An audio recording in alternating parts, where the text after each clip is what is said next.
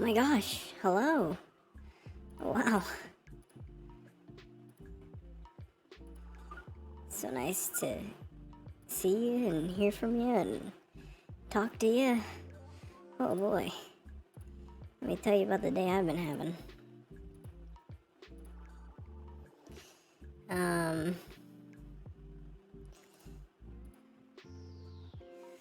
So basically,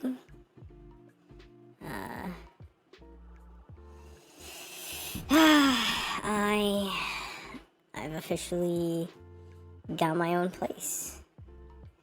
That's right, folks. It's official. I have my own place. I'm a homeowner. That's right.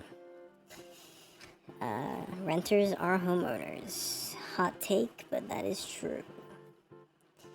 I've got homeowners insurance, I have electricity, I have water, and I have a place to put my bed and to lay down and to stream. Hopefully, this weekend I'll be able to. This weekend I will move everything I need to move in one go so that I can start using my own electricity. Biggest problem right now, though it is likely that when the weekend does come, I will have internet. I have to look up what do internet providers hold on. What do internet providers give you when you buy internet? I don't know. Do they give you a router or something?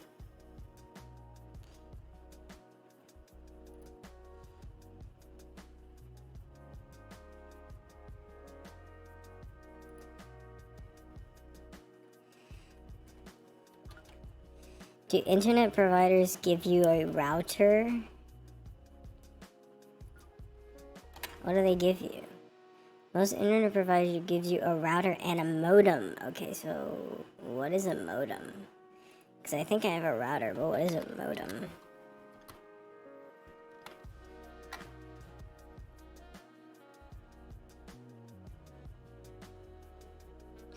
Router's the little thing with the antenna. The modem connects to the antenna? It's the little tower? How much is a modem on Amazon? They look expensive. Anyways, so hopefully I can get this all settled. At the very least, I will not be sleeping here next week. So that is the plan. Why are they so expensive?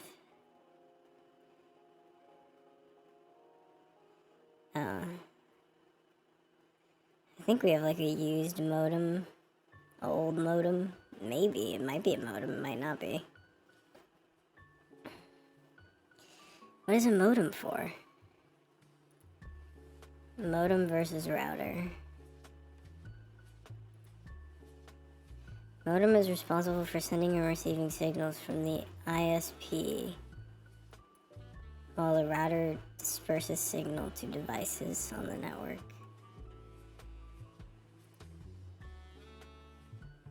Oh, I see. Got it.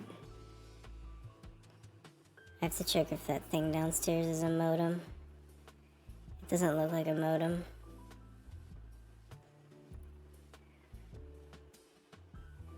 Let's go to Amazon.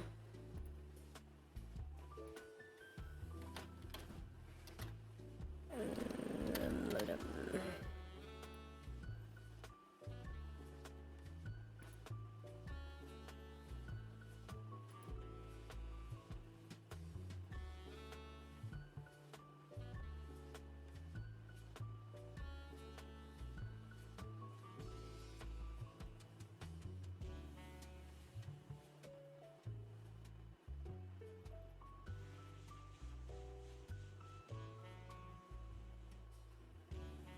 Do some routers have modems in them?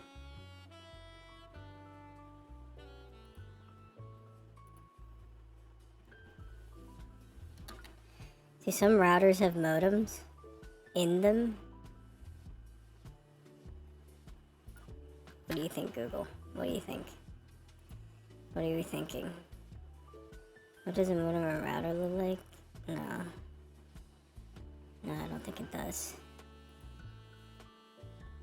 Hold on. Give me 1 second. I'm gonna check, so just give me a second.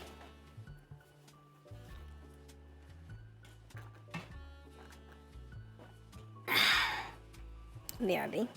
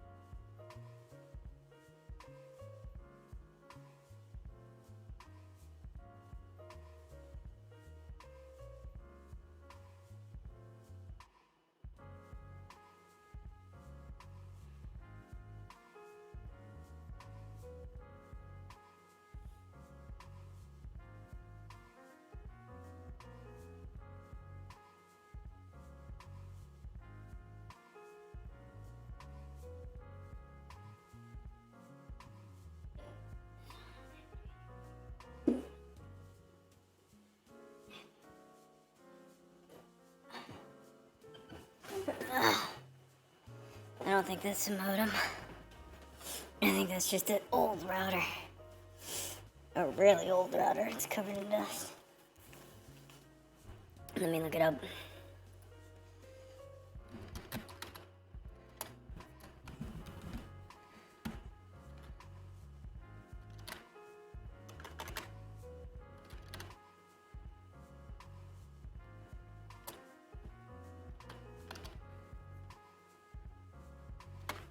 Oh. That's not a router at all. That is not a router at all. That is for security. Okay. Interesting. So I need a fucking modem. They cost so much. I'm not gonna rent a fucking modem from my internet provider. That's stupid. I could just buy one and save the money.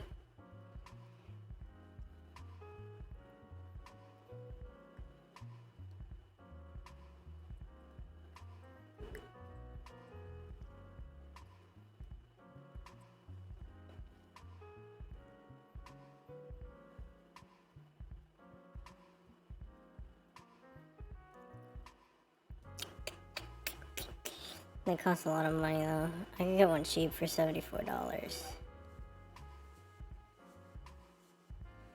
1 gigabit per second port.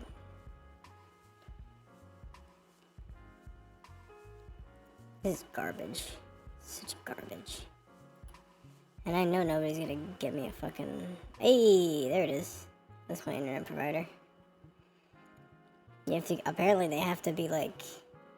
specifically like made for this.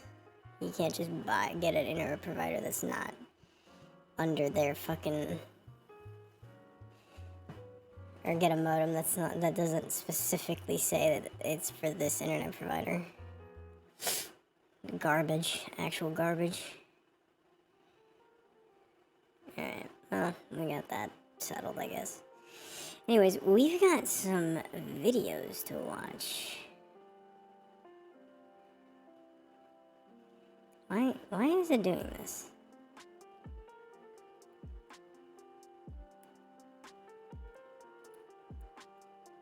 Oh, there we go. Ridiculous. Okay, this one. Then this one. Then this one. And this one. And we'll probably end with that one.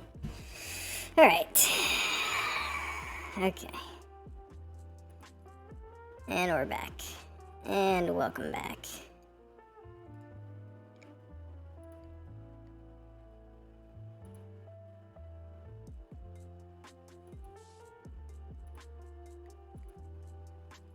What should be the filter? I kind of like the pedals with that.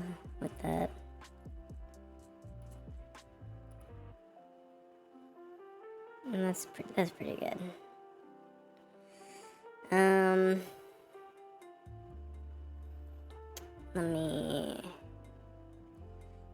Let me get the picture up. Oh jeez.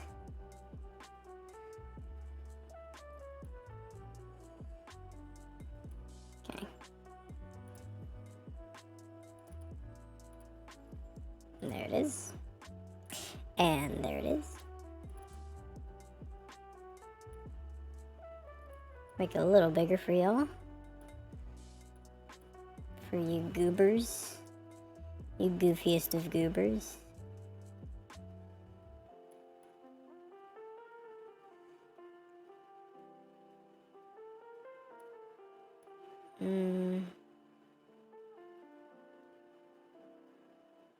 Okay, that should be good.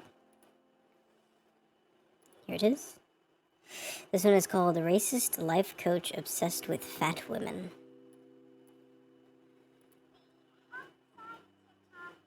Oh shit, my bad. This always happens. Where's the sound? There it is.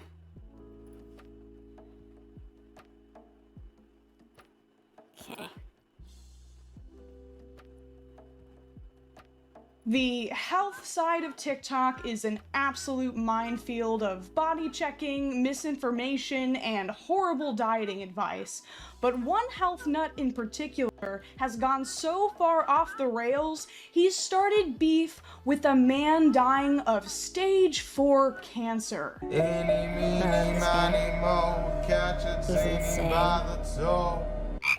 TikTok user at It's Andrew V has a platform of over 100,000 followers and has been a festering sore bubbling up on my For You page for months now. I'm not socially acceptable. Wow. Crazy. This guy literally does nothing but stitch talented people cooking delicious food, usually multiple stitches a day, to tell them how horrible and unhealthy the food they're cooking is. Before we take a big bite out of this cooking controversy, let's take a peek at the type of content this ghoul-eyed greaseball makes. If you like the look of this, you are overweight, most likely obese category, depressed, hate your life, don't really live for anything other than eating, overeat on a daily basis, wake up in the morning feeling overfed from the night before, go to a miserable 9-to-5 job while you dream of what you're going to eat that night. You know what, Andrew? I am overweight and depressed. But that was just a lucky guess. Now, usually I would assume that This is a new YouTuber I found called Funky Frog Bait. Very funny. I found them and a gay YouTuber. We're gonna watch her video next. They have a video together. That's really good. We're not watching that video today, but yeah. I'm looking for a game right now, something that we could play together. I wish it was a... I want to play chess. Not with like a person, but maybe like a robot. Are there any good chess games on Steam?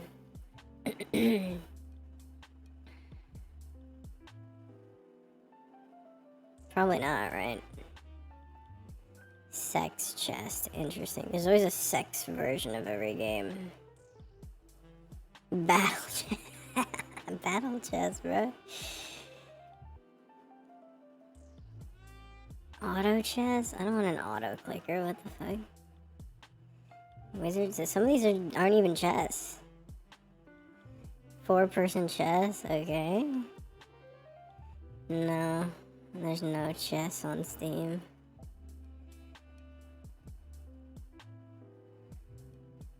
You gotta be kidding me. Lazy chess. Why isn't chess.com on Steam? I don't understand.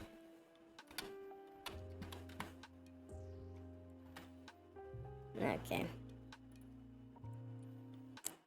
Alright, moving on. Moving on. Content is just meant to be pure rage bait. Claiming that anyone that likes pizza is a Cheeto dust huffing loser melting into their couch is obviously insane. It's pizza. But I actually think this guy It's is pizza. deadly serious because his platform appears to be devoted to promoting his book, Sorry, The for letting those Psychology of spit. Weight Loss, which I'm sure is not filled to the cover with harmful misinformation. It's one thing to try to educate people on the risks of consuming too much of a type of food. It's another thing to tell them that they're disgusting just for being tempted to eat it. That's promoting shame as a motivator for healthy eating, which is like a surefire way of developing an eating disorder. If you like the look of this, you're not What sexy. is that? You're not sexy when I you're don't even eating know a what that bunch is. of lard, cheese, fried crap that causes disease. Not sexy. I know at least 5 people off the top of my head that could help me destroy that thing in under an hour, and they all get more ass than your unwashed gym shorts, bud. By the way, where are they serving that? Where can I get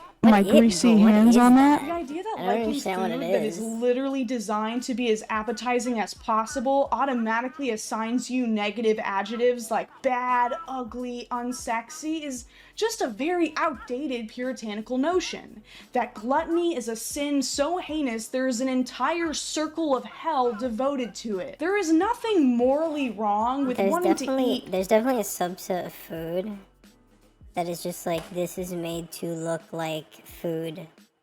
This is food. This is the foodest food you've ever food. You know?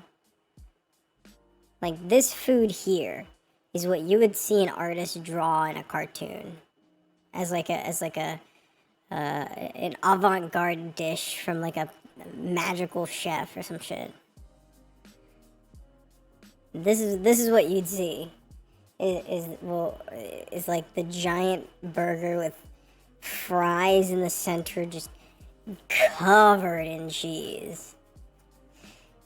And then all the characters eat it. Or if it's like a brave adventurer, like a stoic hero, they'll eat it in one fell swoop. And just devour the whole thing.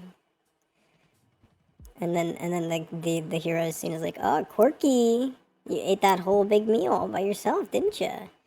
And you're still muscular and hot. That's crazy. Yeah. Yup.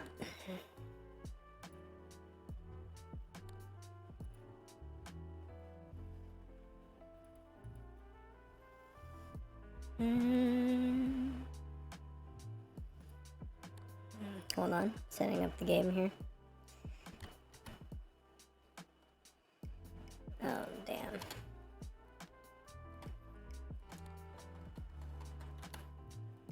Okay.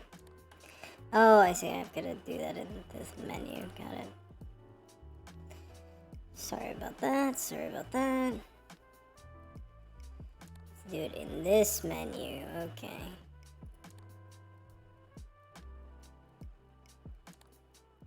Okay, I'm guessing that's what that means.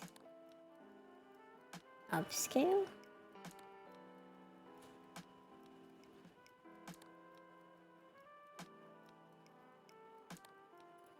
I swear I saw a ghost today. I saw a little ghoul. I wasn't doing anything malicious, it was just looking at me, and then it ran away when I looked at it. I could imagine. If it wasn't a ghost, it was one of those fucking stray dogs that keep fucking walking around this neighborhood. Okay, there we go. There we go. There it is. You've done it. You've done it. Well done. Alright. This one, please. I think it's this one. And there it is, folks. And there. Wait. Shit. Wrong one. Sorry about that. Okay. So just the size of this.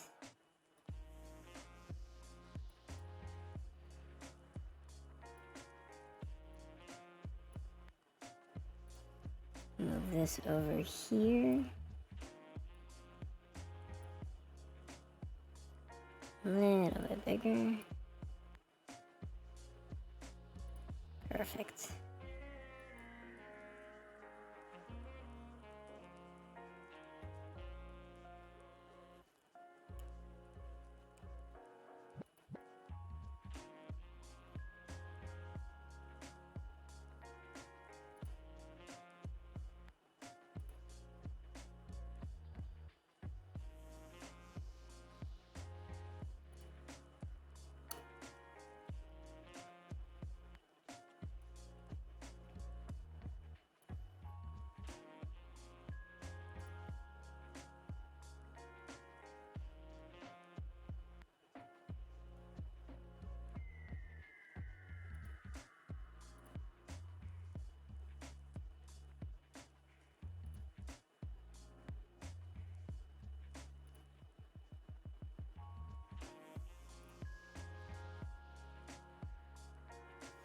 Okay. Alright.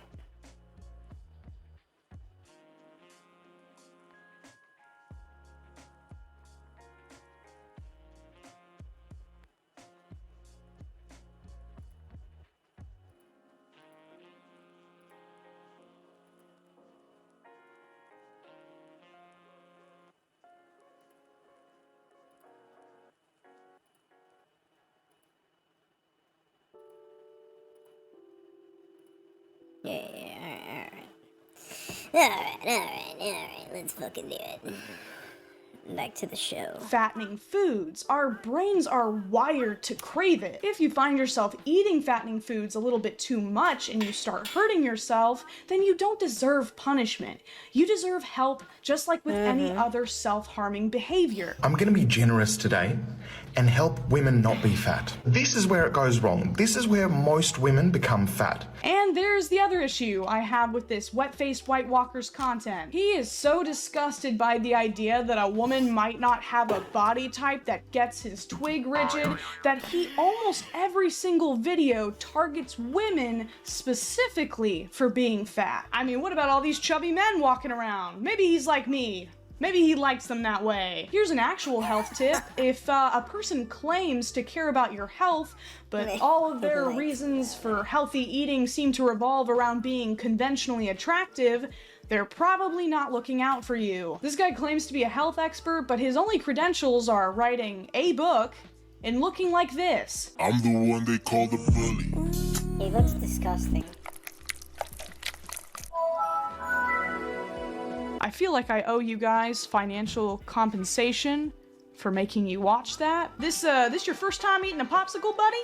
I didn't think they needed to come with a user manual. So yeah, tongue punching some ice cream and showing off your impressive physique does not mean that your health advice is accurate or appropriate. In I'm fact, learning how to people do often mods. achieve their dream body by absolutely destroying their health, and Andrew even admits multiple times that he practiced some very unhealthy eating habits. Now, I don't condone this, but if you want to drink 9 cups of coffee a day, it actually suppresses your appetite a lot. I used to do that, 9 cups of coffee, and I did get shredded. Now, look, I don't condone this, but I actually ate 2 tubs of ice cream every single day and still got absolutely shredded. It's pretty hypocritical on the one hand to harshly criticize What does that every little mean? thing that people eat, and then on the other hand to brag about how you cares if still you got got ripped even though you were shredded, bro? guzzling ice cream and coffee. I mean, do you actually care about people's health, or do you just care what they look like? I like them skinny because they look younger,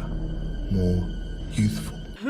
Okay, just what they look like. Got it. Ladies, this isn't for you. Way too high calories. You don't move that much, let's be honest. You don't have that much muscle on you, so your metabolism is slower. Plus, you're gonna smell, so that's really not great for your partner either. And you're gonna be bloated, and you're gonna be coming down off a crash of white, refined carbohydrates. So you're gonna be more mentally unstable than you already are. This meal is not for you. Is it for men? Well, if they move enough, then they can probably handle it. Yeah, because didn't- female oh, athletes that was definitely before- don't exist, that and was they after the definitely pimple don't need to thing. consume thousands Remember when I of said you had a calories to pimple? maintain their strength or anything. I love the constant passive-aggressive insinuations that women are all a bunch of languid, irrational cows, because that's definitely an objective and reasonable position for a life coach to have. Now, before anyone, well, actually, is me in the comment section, I obviously know that optimally, the average woman is going to be consuming less calories a day than the average man. But the arbitrary blanket statements that Andrew makes about how women can't eat this or can't eat that, but men can, are just ridiculous. No, I don't control women. I just let them know that there's a reason why they're getting fatter. And the reason is that with age, they actually deteriorate.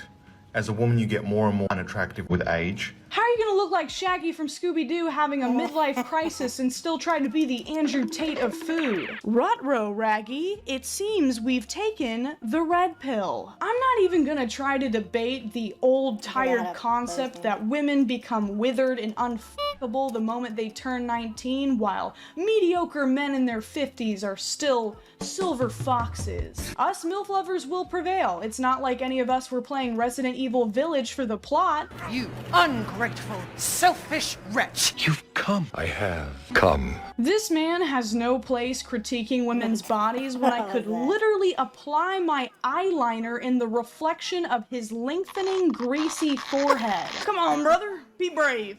Take off that beanie and show us where that hairline starts.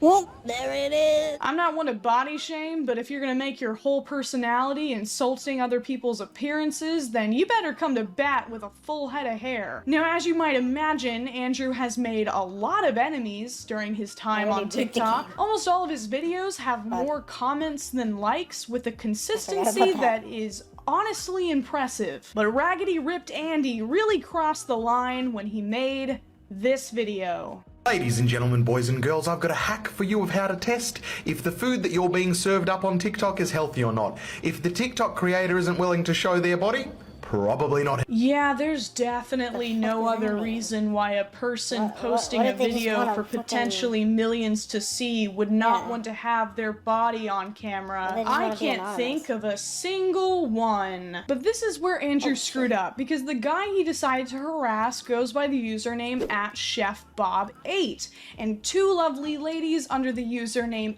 @CookItErica, who had previously also been attacked by Andrew, immediately came to Bob's defense. You decided to make a cute little TikTok video today giving a hack that if a TikTok chef creates a recipe, posts it online, but doesn't show their body, that recipe and themselves are unhealthy. That creator that you stitched is Chef Bob, and Chef Bob is battling with stage 4 cancer. His account is his legacy that he's leaving to his kids. And the reason why he's not in his videos is because he's unhappy with what the cancer is doing to his body. So this is just absolutely And, just a heartbreaking, little FYI, obviously. This cancer man is causes literally weight dying, loss. but he's decided to allow the internet to join him him in this beautiful You can go experience ahead and say of that this passing person his isn't healthy cooking knowledge because down to his technically, children. But you're because he right, dares to cancer is ingest unhealthy. anything besides raw, unseasoned veggies, he's being What a dick. cyberbullied by Riff Raff from Rocky Horror Picture Show. And it gets even worse. Instead of taking accountability and apologizing to Bob for your shit hack, you doubled down and went TikTok live, talking about that it's Bob's fault that he has cancer because of what he's eating. Imagine What the telling a fuck does that cancer mean? patient, hey, have you considered that you're the problem? Andrew shouldn't have been insulting Bob's body to begin with, but to continue to attack him after finding out about his diagnosis is incredibly cruel. It's not like the man's Walter White. Let him cook and leave him alone, Andrew. If you think that Erica was exaggerating about Andrew's response, check out this video where Andrew stitches Bob frying bacon and blames Bob for his terminal diagnosis. Grade A1 Group 1 carcinogen. Strong evidence that bacon causes cancer. Oh no, Cleo! The carcinogens! You know what else causes cancer, Andrew? The fucking sun! It's literally impossible for a person to avoid everything that causes cancer. A massive factor is genetics, which you just can't control. So yeah, you can Yeah, I warn could get people that cancer. certain substances can My great contribute grandmother to had developing cancer, but you can't go tell somebody with cancer that it's their fault for not eating healthy. It's not provable, and it's also a dick move. Our bodies are all probably choked with microplastics anyways. Have that piece of bacon and do a little dance before World War III literally starts. can't We're all stop gonna eating die soon. I'd microplastics. rather spend my life enjoying it than worrying about how it's gonna end. If you were half the life coach that you think you are, then you would understand that everybody's bodies are built differently, everybody processes food in different ways, and everybody has a different genetic makeup. So yeah, what she just said is basic fact. If you look up right now, do all people process food the same way, your search results will be flooded with multiple peer-reviewed articles like this one from Murdoch University that explain that different people will have different results on the same diet. But Andrew must be hiding a scrying orb underneath that bloated beanie of his because apparently he has tapped into truths that these stupid scientists don't know anything about. Everybody processes food in different ways. No. So no argument to refute her claim or anything, just no? My guy thinks he can just manifest counter-arguments to scientific fact. Incredible. Andrew began attacking so many really- creators that it's quite Chef Bob ingenious, actually actually. came out with a statement himself. Cancer shaming, Andrew? You can do better than that, buddy. You go on live video and tell people that I have cancer because of something I ate in the past. Buddy, I was in better shape than you a few years ago, okay? Then you get on live and insult numerous creators, body shaming some of my best friends. My daughter cried herself to sleep last night because of you. You don't think she has enough on her mind with her daddy having cancer? Man, I don't know if I have the reach for this, but I really want to see Chef Bob hit 1 million followers. Can we do that, guys? Can we? I don't know if that's possible, but he's so close, and I really want to try. I'm gonna have the link to his TikTok in the description. It'll be right there. Let's go and support Chef Bob. As you can probably guess, Andrew has not apologized for anything, and he continues to uphold this narrative that he is a misunderstood life coach that is being bullied for spreading his truth. Generally speaking, I don't teach English, but I think in this case I'm going to have to teach English because I didn't know that half of the planet is English illiterate. So let's begin with the actual words said in the video. Statement is, life hack to show you if the food is healthy or not. If the creator doesn't show their face, probably not healthy. It's referring to the food. Get the full sentence? Whoa. Take you back to like year 5, year 6 in school. Oh, I can but play a Andrew, you Spider-Gwen? slippery snail. Why is it that the food is fuck, dude, unhealthy that's if the sick. person cooking it doesn't show themselves on camera? What are you implying? That they're hiding their fat, ugly bodies? I'm being rhetorical, that is what you're implying. I can't believe there's more to say about this guy, but unfortunately there is. He's like an everlasting gobstopper of cringe to react to. Not only does he fat shame women and attack people dying of cancer, he's also incredibly racist. Now, he took this video down, but I was able to find a re-upload of it. Not all races are fat, but Mexicans are fat. Wow. Mexican food is high calorie. Mexican food is predominantly eaten by Mexicans. Hence, as a culture, Mexicans tend to be more overweight. First off, I would highly suggest checking out the responses of the Mexican creators that stitched Andrew's video, including the creator I just showed. They'll be able to do a much better job explaining how crazy Andrew's argument is and how little he understands of Mexican cuisine. But calling Mexicans a race is stupid, and calling them all fat is bigoted, and that's all my saltine sleeve ass has to say about that. Of course, as usual, Andrew doesn't back down. He grabs a shovel and digs even deeper. The Mexicans are pissed because I said that their tacos and their traditional food is high calorie, which is making them overweight. If you fry your tortilla like that and then cover it with a bit of leaves to make it healthy, it's fucking not. Do you get me? However, Andrew doesn't just have a problem I don't think you with understand. Mexicans. There's a lot of I don't even think that's food. How are we? Us humans, we've just like put more spices, more chemicals, more spices, more stuff inside. I just want to feel stuff. It doesn't matter what my body feels. Chemicals are in there. What Andrew, chemicals? If you did even a hungover What fraction chemicals? on finals week level of research, you would know that fufu is actually a delicious African staple, and it's pretty damn healthy. It's literally just cassava, yams, or plantains boiled and pounded into a ball. That's what I'm saying. And this What fly white chemicals? guy you're stitching is just What dipping it in chemicals? soup. So, where are the chemicals, Andrew? I don't like them putting chemicals in the water that turn the friggin' frogs gay. Do you just see an unfamiliar meal from a non-European country and assume that it's unhealthy and disgusting, you racist turd muncher? I'm sorry, are you upset that the seasoning hasn't been colonized out of it yet? This is why all Asians are skinny. Where's the protein in the white rice? Non-existent. Oh, but there's a tiny bit of protein in the mushrooms. No, there isn't. Protein is responsible for your muscles to stay intact and grow. With zero protein, your muscles actually wither away. There is still so much to talk about with this guy. Apparently, I did he not makes know he was 16-year-old this girls sign disgustingly NDAs to get personal training from him. Suicide that by your lips and by your legs. Well, that's... What the fuck? There is absolutely no reason an adult trainer should have a child sign an NDA. That's disturbing. Also, a contract signed by a minor isn't legally binding, so the teenager can still point to where on the doll the creepy life coach touched them, Andrew. The guy also has a habit of opening his videos by saying something abhorrent and disgusting for shock value. I'm not even ashamed to say it. I've seen a girl being by a horse.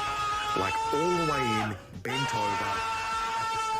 He even opened one video by casually describing an assault that happened to one of his female friends with no other purpose except to horrify an unfortunate person that happened to scroll across it. This behavior leads me to believe that even though he might truly be passionate about healthy eating, his main goal is to just shock and upset people for attention. Even if Andrew truly believes he's doing good by shaming people into losing weight, his health crusade is ruined by his horrible behavior. That being said, I'm overweight, and Andrew is not. So let's go check out my fridge and see if there's anything in there that he would approve of.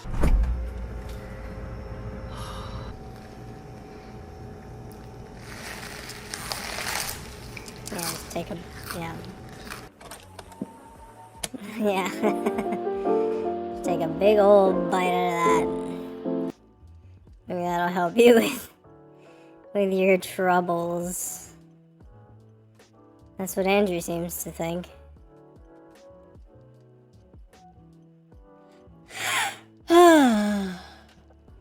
Where's the fucking modding tool for Spider-Man? None of these even look like are legitimate. Like, I'm scared to download these because they don't. Usually a modding tool will be like, it'll have like a name and backed by the community.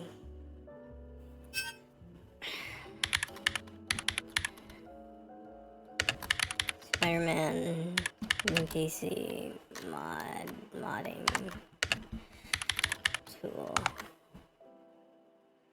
What is it called? If you're running it. Okay, alright. Yeah, take me to the video. If you're running. 2023. Okay, got it. How to download? Where's the fucking download link? What the fuck?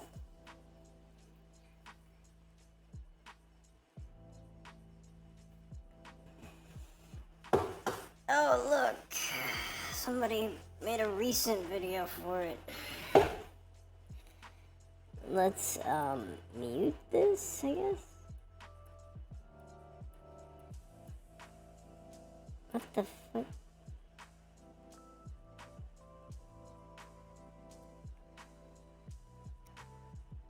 Okay, there.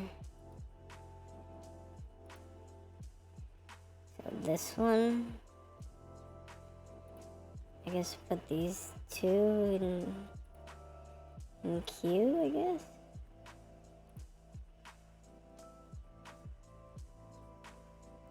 How to install.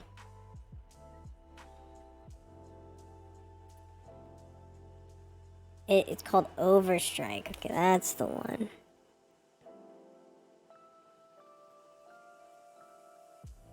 Yeah. See, that's what I'm talking about. It's like, you can't just have, like, random modding tool or, like, Spider-Man modding tool. You have to, like, fucking... You have to give it a name. You know? It has to have a name. Every freaking modding tool has a name like that.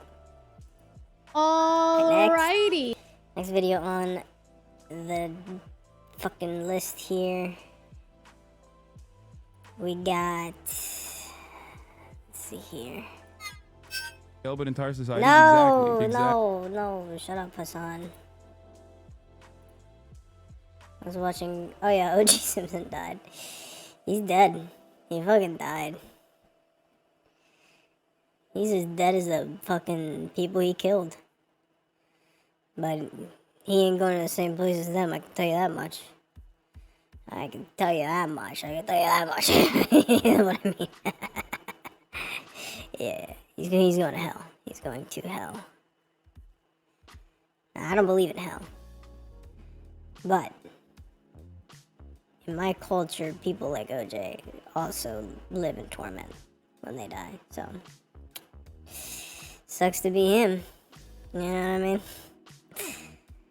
Fucking idiot, bro. Fucking dweeb. Okay, so this one's called Carnivore TikToker Says Raw Meat Makes Her Hot. Quote unquote hot.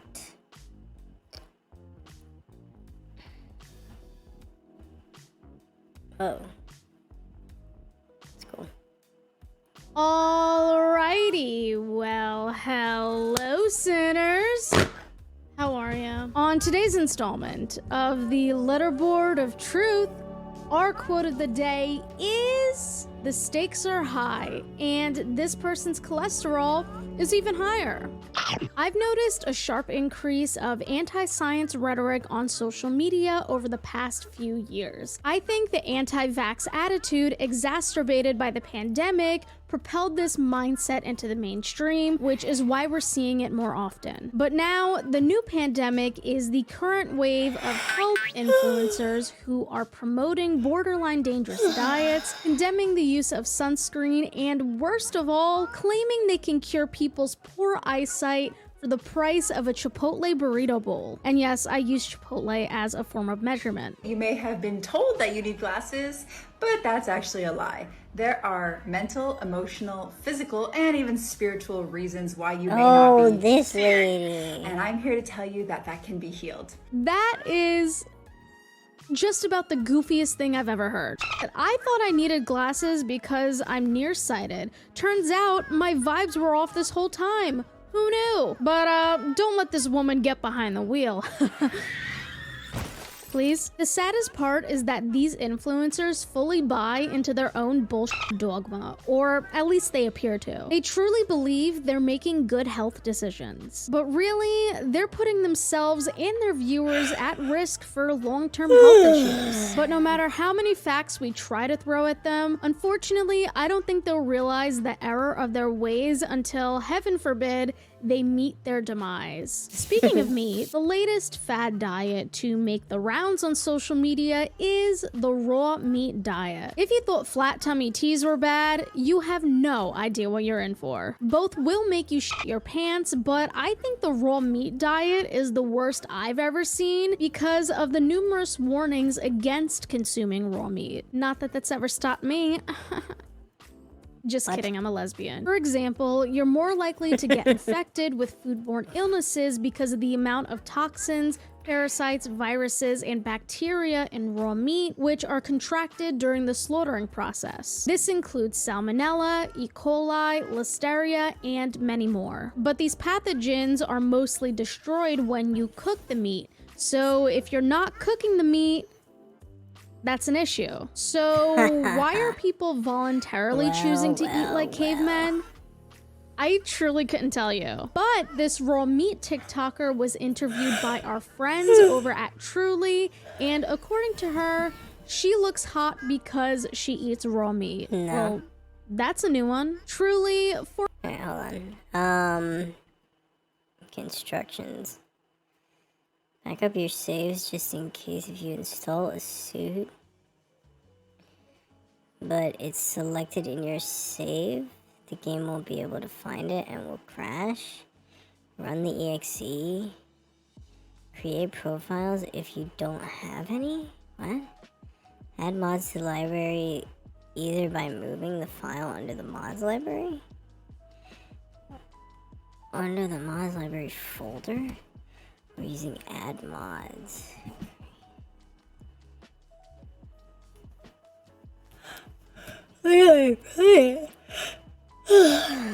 On first launch, if installed to default locations, if launched from wait.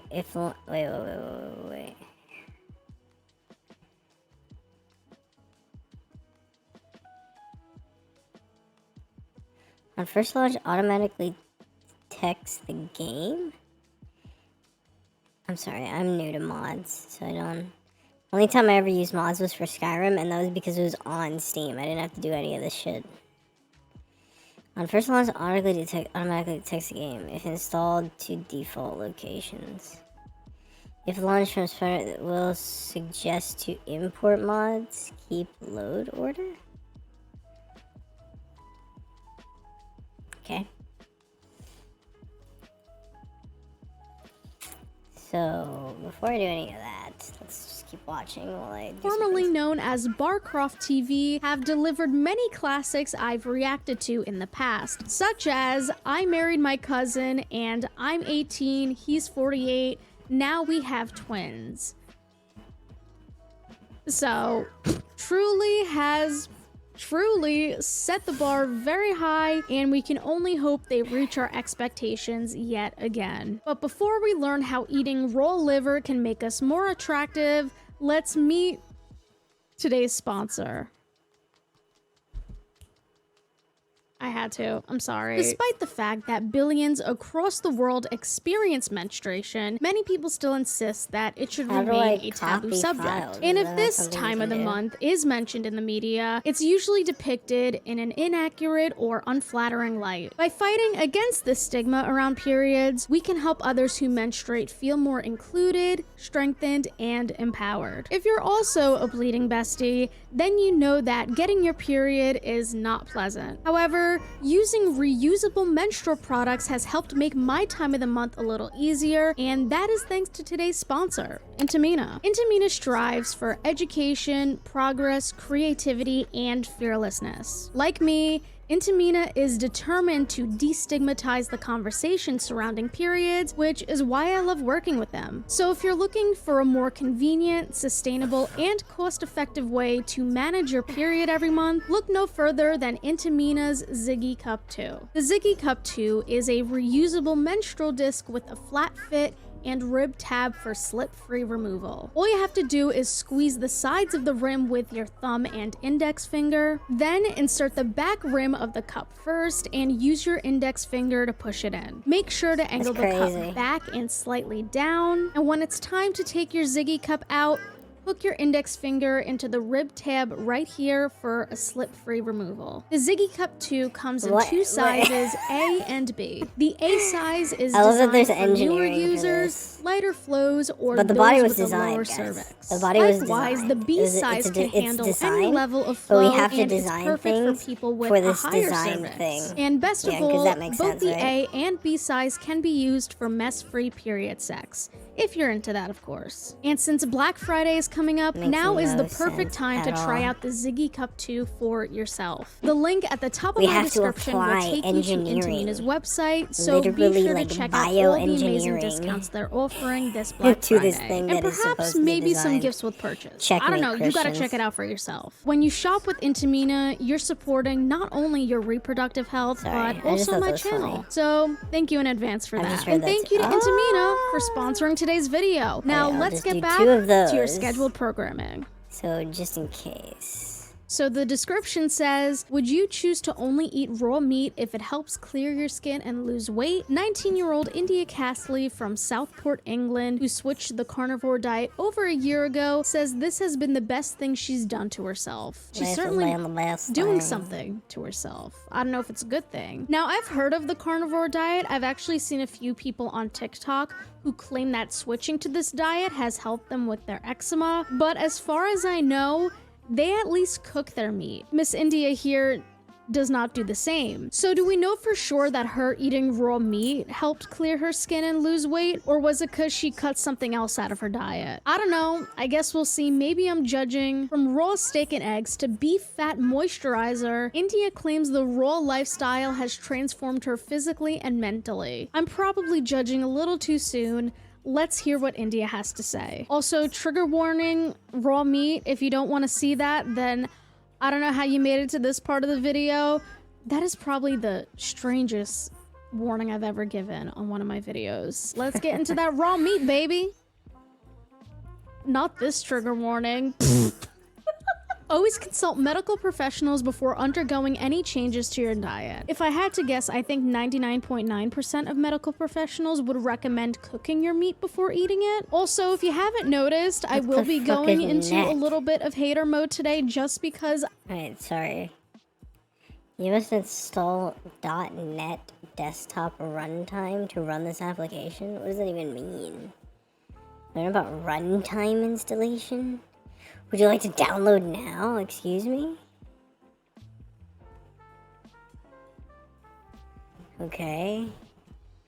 It's, you know what? It's got a fucking logo. It was recommended by a fucking YouTuber.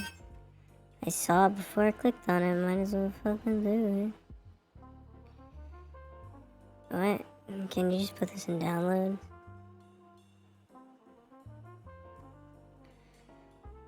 Yeah, there we go. Download complete.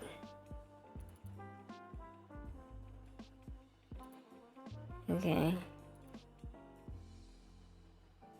Anyways, moving on. I think this is so absurd, and normally I don't care about what other people eat, and I know people go on certain diets because of medical reasons, like the eczema thing I mentioned before, but I don't really see a net positive to eating raw meat. Like, if you Google, can you eat raw meat? Literally every article is about why you shouldn't eat raw meat. So, Miss India, I don't know what the hell you're doing here, but you should probably not be doing this. I'm just gonna say that right now. I'll see what I have for breakfast. Ooh, she's just biting right into that. Wow. I don't think veganism should be a thing. I've never really come across an healthy looking vegan. Whoa. All right, listen. I'm not a vegan. I'm not on any specific diet. The only thing I cut out of my daily eating is tree nuts because I'm allergic, so obviously I'm not going to eat it. I'm going to sound like a pick-me for a second, but leave vegans alone. Plant-based. Yes. Are there annoying people in the vegan space? Absolutely. Have I seen vegans who've made being vegan their entire personality? But I absolutely. Ate it But I have seen that even more so from the raw meat community on TikTok. So you are not one to speak. And I'm not the arbiter for health and wellness, but something tells me that eating impossible meat, for example, is a lot healthier than eating steak that looks like it just walked off the farm. Don't think there's any risks. I don't know, just like seeing her just like bite into that raw piece of meat is just giving me whiplash. I'm sorry. I was like 4 or 5 stone overweight. The carnivore diet has made me well hot, I reckon. See, I don't know what 4 or 5 stone means. I'm American, so I'm uneducated in that realm. A few moments later. So according to my, aka Google's math, she was about 70 pounds overweight before she went on the carnivore diet. So for all my fellow Americans watching me, you're welcome. I've not tried raw meat before. She's gonna serve this to people? Oh my god, she's trying to like kill her friend. Babe, you got a biohazard on that plate. See, this is why you don't eat at other people's houses. You know, you either gotta make yourself something beforehand or go to Wendy's right after. Not that I necessarily trust the meat at Wendy's more than this meat right here, but at least Wendy's cooks it. Hi, my name's India, I'm 19 and I'm from Southport. I'm an influencer. Oh. Alright, so maybe this is just like a me problem, but I hate when people call themselves influencers. I don't know, I just feel like there's such like a bad stigma around being an influencer. But I don't know, maybe that's just me problem. Maybe I'm projecting. Anyway, that's not the point. Let's go back to raw meat. The diet and lifestyle that I do is raw carnivore. Basically, meat and organs and eggs and dairy. Egg. So we're just gonna drink this. Ooh, we're just chugging the egg, huh? Take a moment of silence for that. And you can have fruit in it, but I don't really do that. I'm sorry. Okay. I'm sorry, but you look oily as fuck. I'm going into full hater mode. I feel like I'm being very nitpicky right now, but doesn't eating this much meat, especially raw red meat, make you tired? I don't know, personally, if I was eating raw meat all day, every day, I feel like I would want like an apple or a grape or a peach or something to like cleanse the palate. This just seems like a bit much. IMO. Not that I would ever eat raw meat. That's what she said. Like, listen, I love my medium steaks, but this is a little pushing it a little too far. This is a little much. I'm not gonna lie to you. Hey guys, welcome back to my raw meat haul. I've bought some pig liver, some lamb liver. I'm not making fun of her accent. This is just how I talk. We got all the essentials. We got pig liver. We got lamb liver. We got lamb hearts. I was so scared that she was gonna forget the lamb hearts. Now I could sleep peacefully at night knowing that she got that. For breakfast, I'd probably have liver or steak. Went to the butcher's earlier. Oh my god, that fridge must stink. She clears it out in like a day or two, so the meat's not staying in there for long. For lunch/dinner, I'll have steak and liver or heart. And then if I get hungry in the evening, which I don't really do, it'd probably be steak or liver. Oh my gosh. Her poor arteries. Yeah, don't eat her that. poor toilet. Hey, babe, what are you cooking? I don't want to think about that. What are you cooking? Nothing. Come on. She's Also, not I love cooking the dad anything. shirt. That is definitely something I would wear. That's the whole. Yeah. Oh I've shit. been on the carnivore diet for just over a year now. Oh, not you too. The bathrooms in that house must smell crazy. They smell insane. I came home one day and my dad was telling me about carnivore, and at first I was like, no, you can't eat all that meat, surely that can't be good for you. And I got quite like angry at him because I'm like, why would you just want to eat meat and all that? My exact reaction. But then I done my own research and like seeing how much it's helped people feel happier, and I was like, right, What do you okay, I'll give mean? this a What go. do you mean And it it's literally helped like people? changed my life. But Who's it that's helped? like 50% carnivore now. I still find like sweet wrappers and that in his car. So it's bad if he eats a piece of candy once a week, but it's fine if he eats raw lamb liver every night. Also, is it just me or is she not speaking loud enough? Because all I can hear is that plate of steaks mooing. I've had some like weird looks when I've been eating steak in my car, that's raw. Girl, not in the car. Raw meat in the car, that is something else. That is truly something else. Is it probably for rage bait on Instagram? Yeah, but still. I don't know, do you need the likes that much, bestie? Ask me if I'm bothered, ask me if I'm bothered. No. I used to suffer with really bad acne on like my back, my bum, my legs, all over my face, like it was really bad. And I found like that the modern day skin products just wasn't working. I feel that. I feel like a lot of products are very hit and miss and it's not a one size fits all kind of situation. So yeah, totally feel that. And it's like you need to play around with what products you're mixing into your skincare routine. Personally, what I found best was going to a dermatologist and seeking professional help for my skin routine. But it's also true that changes in your diet can affect your skin. Especially if you have sensitive skin. Sorry, I'm starving. And I Stop.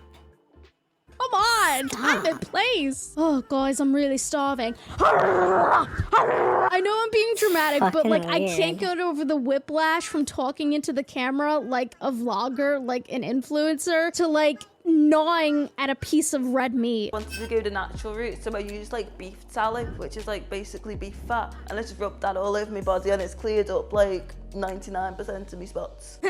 She's rubbing meat on her face. I've never heard of that. Oh, that's interesting. In a month, I probably spend £300 maybe, which is not bad for a month's worth of food, and you don't need to eat that much because it fills you up. Honestly, hear me out. That's a pretty good deal, especially in today's economy. I don't know if it's come across your For You pages or your Twitter timelines, but I've seen a lot of those posts where someone's like, here's what I got at the grocery store for $100, and it's literally like 2 bags with like 10 items in it. So maybe she's onto something, because I feel like spending $300 on food per month is not that bad. And yeah, she's right, meat does fill you up because protein tends to fill you up faster. So like, I don't know, maybe she's onto something. Yeah, if you maybe know what I mean. Maybe I gotta Feels- get sure into does fill the me raw up, meats. When I go to restaurants, which isn't very often, I usually get my steak cooked blue, so it's a bit cooked but mainly raw, because they won't give you it raw for safety reasons. Well, yeah. That's like kind of against FDA guidelines. I assume against like health and safety guidelines for restaurants. That sounds like a recipe for a lawsuit. You know, depending on the restaurant, she probably gets her food like that quickly because they barely have to cook it. Going in the air fryer. No, we're having it raw, We having it all raw. unless you want yours cooked. Now, I know they live in the UK, but I think India and her father are the perfect Thanksgiving guests. Now, hear me out. From what I've seen, preparing a turkey is a pain in the ass on Thanksgiving morning. I've never personally prepared one myself, but I've watched my mom do it, and bless her heart. It sounds like a pain in the ass, and you're not even sure if it comes out right until you're serving it. But if you have India and her father over, you don't even need to cook it. All you gotta do is defrost it the night before, put it on a nice plate, and serve it. That sounds so easy. I hate turkey. They love raw meat. It's the perfect recipe. You know, I'm starting to see the vision. Before I started carnivore, I was very big. It's like 4 or 5 stone overweight. We tried the vegan diet, heard about the carnivore diet, thought everyone was crazy. Any salt? Yeah, put loads on. I was trying it. India was very wary, and then when she looked into it more and started trying, her attitude changed. Everything lifted and went up. As much as I might disagree with India's taste for raw meat, you know, I'm sorry that she was in a bad place a year or however long ago. I never like hearing that, and I hope she's in a better place now, mentally, physically, emotionally. She can eat all the meat she wants. I don't care about that. Just maybe cook it. You know, you don't have to make it well done. Cook it so at least you're not at risk for salmonella or whatnot. And it's totally fine if the vegan diet didn't work for India and her father. You know, everyone's different. The vegan diet isn't a one-size-fits-all type of thing. But to make the claim earlier that you've never seen a healthy-looking vegan is a very generalized statement. Are there vegans who approach the vegan diet in an unhealthy and unsustainable way? absolutely, but I'm sure there's millions of vegans who are able to make it work. At least from what I've seen on the outside, the vegan diet has become a lot more mainstream over the past 10 years or so, and there's literally substitutions for everything. So I'm sure most vegans are able to make it work and make sure to get all of their nutrients for the day, you know, despite not eating meat and fish. So I don't know, I'm glad the raw meat diet is working out for India and her father. I just hope they don't face any long-term health issues. The change in it is night and day. Before carnivore, I just hated the world. Since I was young, I've been in toxic relationships that have made me feel unsafe. I was in such a bad place, and I was just horrible because I was like, how can the world be so horrible to me when I've barely like become an adult and all that? I was like, is this just life now? Is it just gonna get worse and worse and worse? Honestly, I can empathize with that. Like, growing up is hard, especially your teen years. Like, the world isn't very nice to teenagers. Teenagers aren't nice to teenagers either. You know, between that and puberty and hormones, like, it's a recipe for disaster, you know? So I'm glad India was able to climb out of that. And I hope she continues to, of course. I've heard about the carnivore diet. I had motivation to do stuff just to get me out of the house, get me out of bed, work on myself. But I never said the carnivore diet gives you a free BBL. You just go work hard in the gym. Because I was so happy on the inside, I started being happy to everyone around me, and it literally saved my life, because I don't think I'd be here right now if I didn't make that little change in my diet. You know, it's great that she found something that worked for her. I'm just thinking, like, how long is it until your body rebels and you start feeling the effects of eating so much raw meat a day? Now I'm just like worried for her. I've gone past like poking fun at it. I don't know, I'm concerned. I didn't plan on making something out of TikTok. Oh my god, biting into the raw meat. I'm sorry, I'm never gonna get over that. I can't get over that. Just like not even a knife and fork, just like grabbing it like it's gonna run away, which it might, because it looked like it just walked off the farm.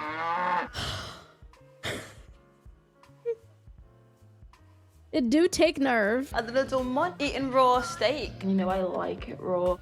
That's what she said. I got him. I've already been jumping on this. And that video like proper blew up. Got me steak, obviously. But I was like, why is it blowing up? Gotta say, I do respect the hustle a little bit. I always love seeing women thrive in business. I'm just torn, like, yeah, of course I support India, girl bossing it up, but like, at what look at how she looks. The cost of her stomach lining, her toilet, her arteries, her cholesterol. Snack time. I've got this massive piece of liver here.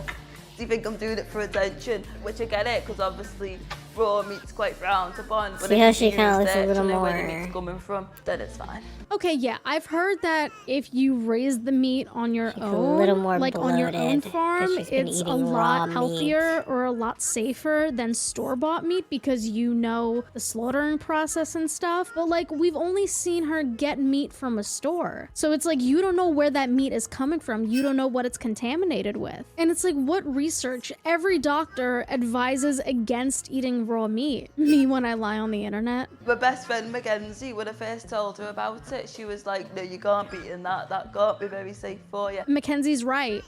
Right? She's a friend. She's looking out for you. Yeah, I'm quite nervous. I've not tried raw meat before. I never heard of it at first, but I realised... Is that Mackenzie? She's always got like low energy or like not in the best of moods and that. And I tell her you should try going carnivore. Like, yeah. This is oh my god, she's trying to kill her friend. This is fucked up. No! Oh my god! I'm no chef, but that needs a little something, you know? No seasoning, no marinade, nothing? Hot sauce?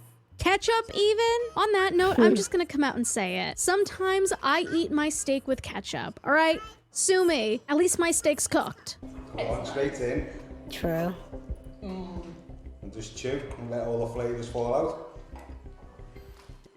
No, it's not as bad as I thought. It's actually alright. Don't tell me Mackenzie's gonna start eating raw meat too. Yeah. She's like, yeah, can I go heat this up in the microwave? Do you mind if I just like honestly recommend everyone kill some of the germs a little bit? No more than that, girl. Everyone deserves to feel as happy as I feel. No, not less. No, what? You can't even get the taste. Straight in, start chewing. At least her I don't makeup like slays, that. I though. don't Both like of their that. makeup slays. You're gonna eat raw meat, might as well look Can I play as Hatsune pretty Miku while you in Oh, Spider-Man? that sounds so bad. I didn't mean it like that. I didn't mean it like that. Yeah, I can't think when I got raw meat on the brain. That's what she said.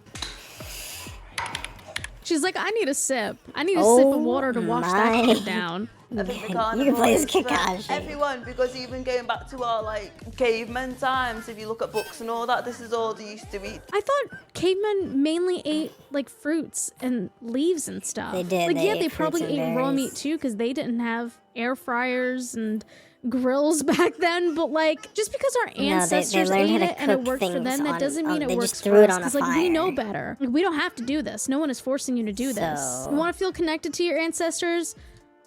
Look at a photo album. I don't know.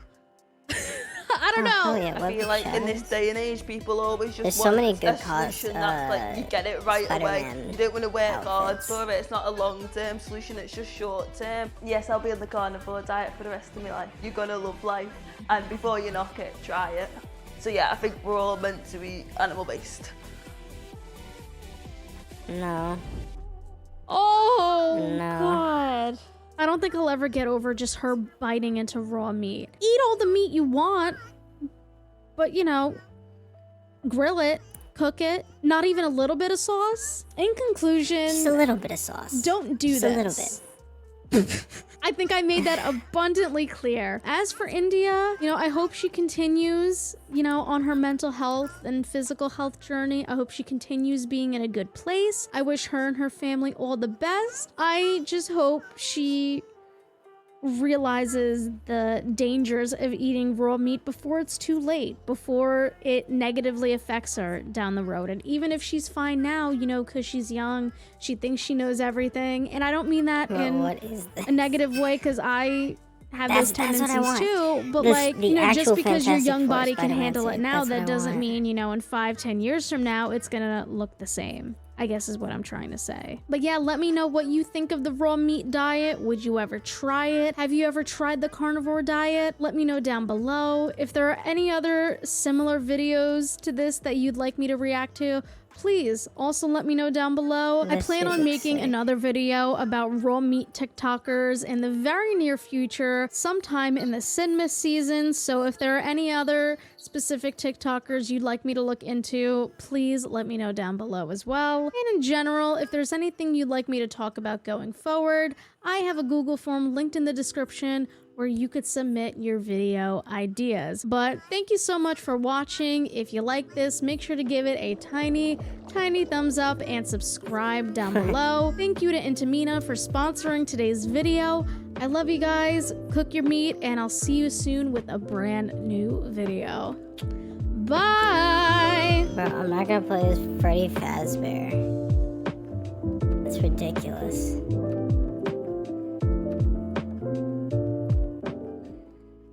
Oh my gosh, I look like someone's Italian grandfather. Slay.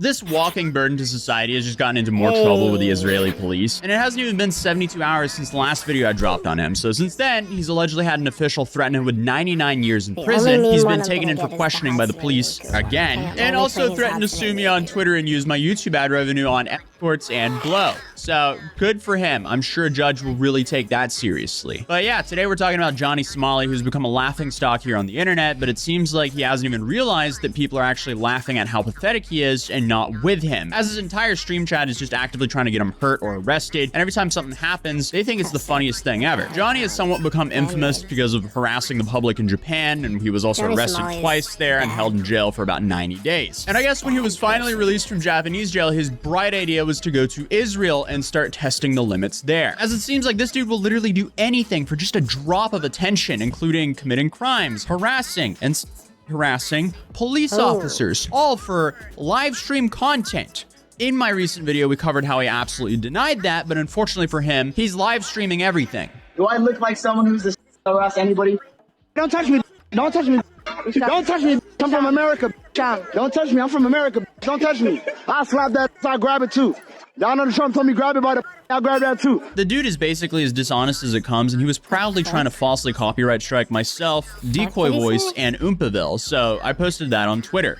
He then replied, "You're gonna get effed by my Jewish lawyers very soon for defamation, libel, and slander. You will have to crowdfund legal fees just like last time. Cease and desist will be delivered. It's going to feel so good spending your YouTube ad revenue on blow and courts." So to that I replied, "You're pathetic." Because let's be real here, nobody damages his image more than himself. But speaking of lawsuits, damage, and injuries, when you're seriously hurt, your injury could be worth millions. And that's where today's sponsor, Morgan & Morgan, comes in. Morgan & Morgan, they do not settle for lowball offers. Just in the past couple of months, Morgan & Morgan have seen verdicts of $12 million in Florida, which was 34 times the highest insurance offer, $26 million in Philadelphia, which was 40 times the highest insurance offer, and $6.8 million in New York, which was 25 times the highest insurance offer. And the fee is absolutely free unless you win. And did you know you can start your claim with America's largest injury law firm in just one single click? It's so easy. You can start your claim now with Morgan & Morgan at forthepeople.com/Atozy, which is at the top of the description down below. But without further ado, let's continue the video. Not too long after my interactions with Johnny on Twitter, I noticed I got this comment on my recent video. "I'm in the same hotel as him. They are removing him from the country. Woke me up this morning, the same cops." The cops he was mentioning were the cops from the last video that showed up to his hotel to check on him, as allegedly they heard Johnny claim to be injured from the hotel staff. This might have something to do with a series of events that happened on his stream the previous night, because after he got carried away,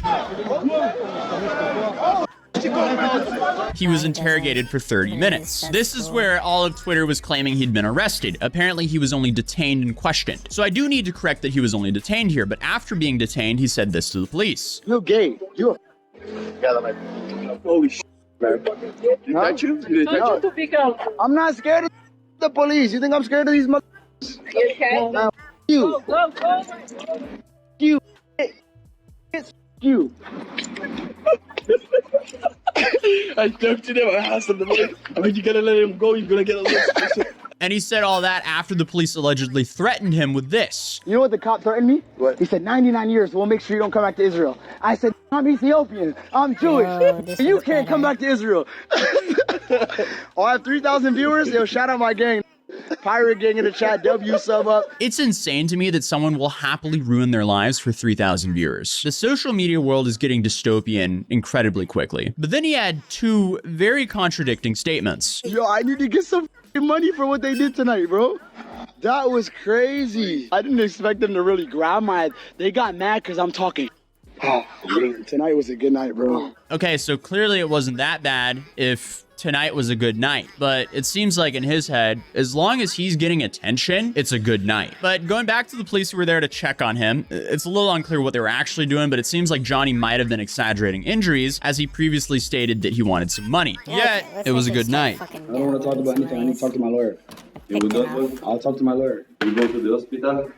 I'll talk to my lawyer. You don't want to speak with me? I do not want to speak with you guys. I'll talk to my lawyer. According to the comment I received, those two officers showed back up, and then suddenly there was a news article out that said an American tourist harassed a police officer in the last Mocha protest of Tel Aviv. Jarkon Space Police and border fighters arrested a U.S. resident tourist in his 20s yesterday after harassing a police officer with and abusive statements about her as part of a protest as a recent TAA. As part of the investigation, it became clear that in addition to the harassment of the suspect policeman, he violated the order during protests and confronted police officers, interrupting police officers in performance of their duties and even raising harassment against the police officer on social networks. At the end of the investigation, on suspicion of interrupting a police officer in the performance of his duties, insulting a public servant, commotion in a public place, and violating privacy, the suspect was transferred to a proceeding with the immigrant authority for a hearing prior to his deportation from the country for his attribution. Okay, so we have that article that came out claiming that he's about to get deported, but then a day later, Johnny goes live where he claims this happened. So we're drinking at the coffee shop. Amir says we're drinking cappuccinos. 8 cops run up, secret police, grab me, throw me into a car. I get punched in the stomach, slapped in the face, slapped, choked, and they're like, you need to apologize to the Magab. You need to apologize to the girl you insulted. It was crazy. They choked me out and they put me on camera saying sorry now. And I said, never, never, never. You never gonna get some hostage video out of me. You're gonna have to shoot me with that M16. I crashed out. I doubt it went down like that, but whatever, dude. That happens.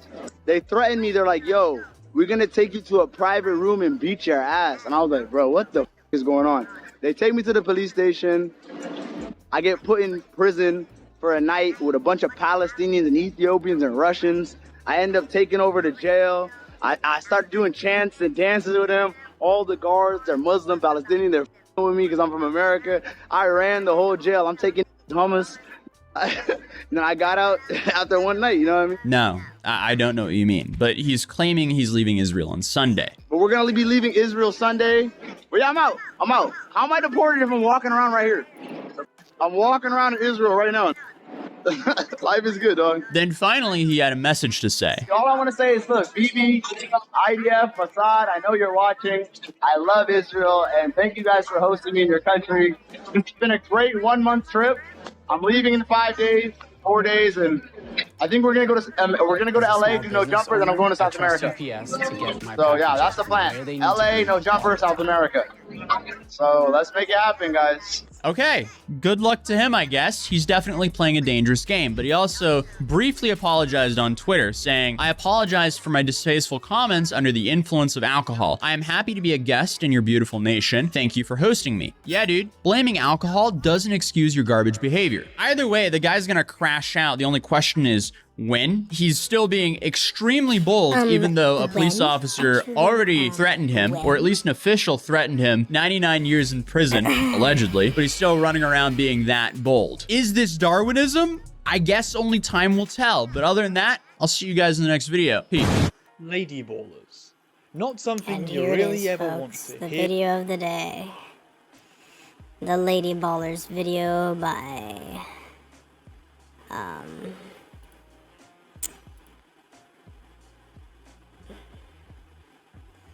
I always forget her name. By Lily Simpson. That's right, folks. Hear or have to think about, and frankly, that's pretty understandable. The question when it comes to these immediately obviously transphobic movies or TV shows designed not as a reflection of the audience norms of the time, but as a politically motivated realization of a specific ideological stance is, what can you say about it? Plenty of people have already done breakdowns of the transphobia, like Dead Domain or Samantha Lux or Jose. People have done breakdowns of the film quality of the movie, like Some More News. Which leaves the question of what else is there left to say? The fact that you are hearing this paragraph means that there was at least one last thing to mention about it, I guess, that I felt was worth my time, was worth watching this film that I totally legally procured and will be analysing under fair use laws, Daily Wire and Jeremy Boring, if you're watching this alright. Don't copyright claim me, this is all perfectly okay. What I want to talk about is a specific storyline within the film Lady Ballers, following one specific character from the bunch that a few other videos have touched upon, but didn't really put any effort into exploring what exactly this character came across like. I am of course talking about Alex Cruz, played by Daniel Considine, a person who isn't really a real actor. He only truly appears in Daily Wire produced things, all of which you can get a far better breakdown of in the Some More News video, so go watch that first. Here, on this channel, in this video, we're going to talk about how Alex's arc within the film is a weirdly accurate representation of a certain kind of trans person, and does in fact showcase the very real ways that trans people within specific circles are treated by those they see as their friends. I let you speak.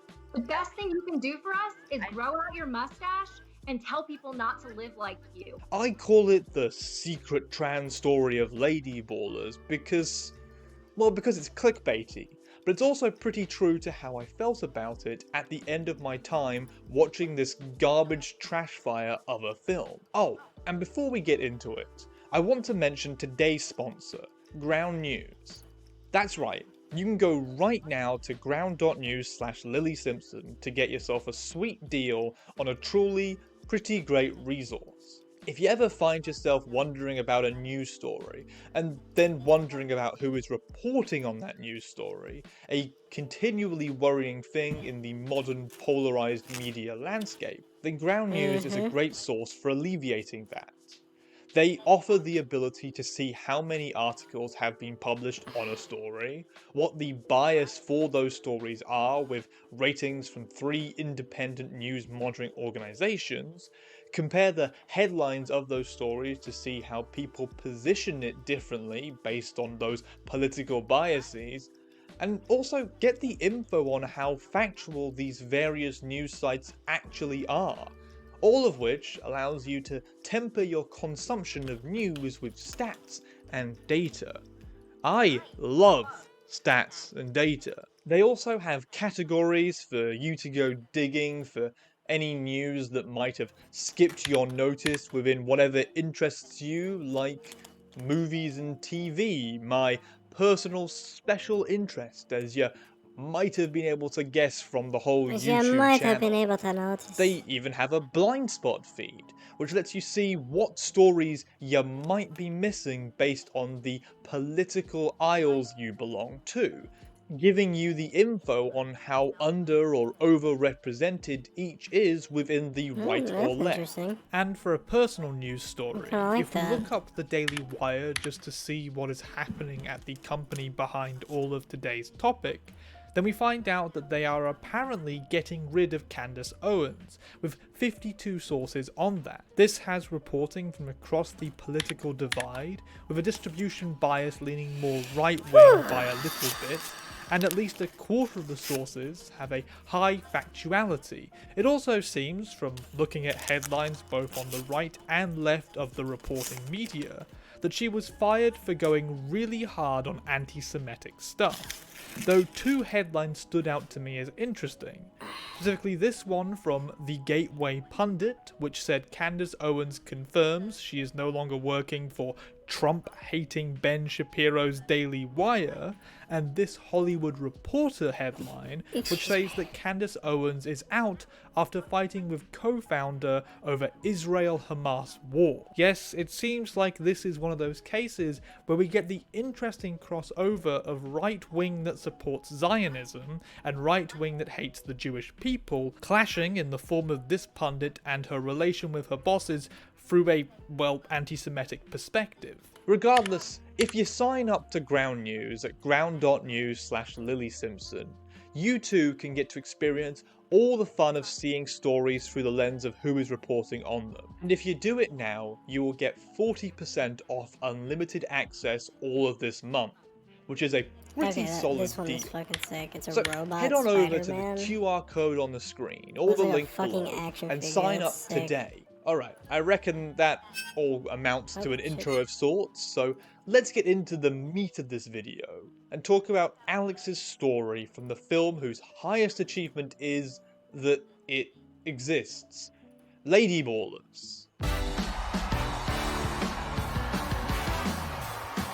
Skipping past all of the redundant stuff, we get to the locker rooms after a big game, where the very masculine and aggressively so team mistreats their laundry boy because they're jocks and he is like a little guy.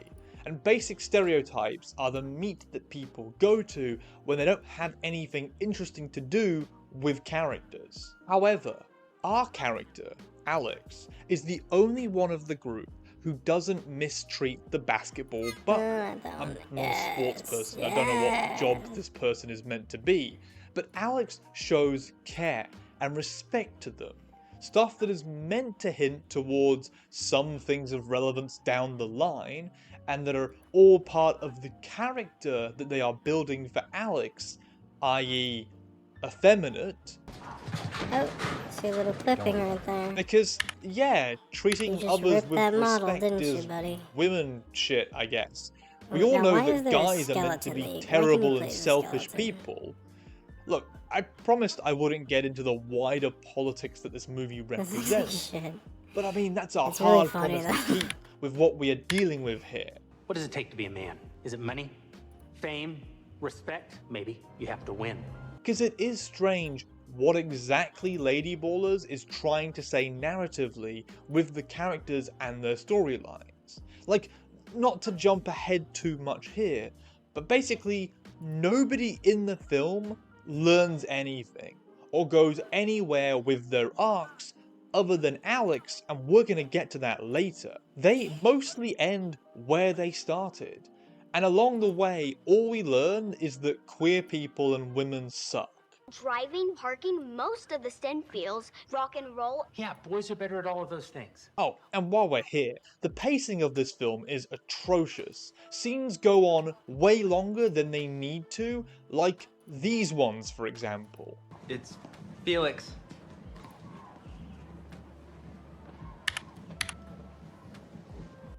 You see what I mean? What? Wait, that was real? Cut! And while we are already well off the trans story that I wanted to talk about, the meta-narrative is a bit tired here. Like, it reminds me a lot of those atrocious Not Another Something movie series from the 2000s, like This Is Not Another Woke Sports Movie, which is meant to be a criticism because those films wore their parody on the sleeves so hard that it just kinda ended up not being funny. Like, the jokes were more just them repeating what happened in those films and then pointing at it and going, well, that sure happens a lot in those films, or did happen a lot in those films, am I right? Huh, a bit silly, innit? You think I'm like one of those coaches on TV who can just give a speech and change the fates of every young man? Okay, look, back to the character of Alex, thank God. And we have skipped forward many, many years now. As the coach guy, played by the Mr. Boring, the CEO of the Daily Wire, and that's not a pun, his last name is actually Boring, well, he is looking for a job right now. This will ultimately turn into him tracking down the members of his old team with the intention of, in the long film term, of getting them to perform in women's sports so they can win a bunch and regain money and fame and glory in the new leftist world where you can get away with that kind of bullshit, am I right? Despite, as Ben Shapiro literally tells us, the fact that this film was intended to be a documentary and then wasn't because they found out they could only get away with this in fictional land. You guys should go try out for a bunch of ladies' leagues, and that became not possible because, as it turns out, most ladies' leagues don't allow in actual men. All of this is just Daily Wire real-life fanfic at this point, which is functionally no different to the rest of the stuff that they make, to be fair, so they had to add in there. Keep on trucking, guys. Well, anyway, Mr. Coach Guy finds Alex working at a restaurant in drag with the name tag Alexa, a restaurant that seems to actually be a drag restaurant. A fact that the film presents with this music and this slow-mo that I have to assume was meant to clue us into seeing this with the same level of outrage and disgust that conservatives have towards drag culture, but that if you didn't know the politics of the people involved, doesn't all of this seem like not that big a deal? The only person who seems like they have even the slightest bit of a problem is the coach guy being surprised by Alex being here. Alex? And trust me, this is a theme that will play some part into my larger point at the end, so remember that.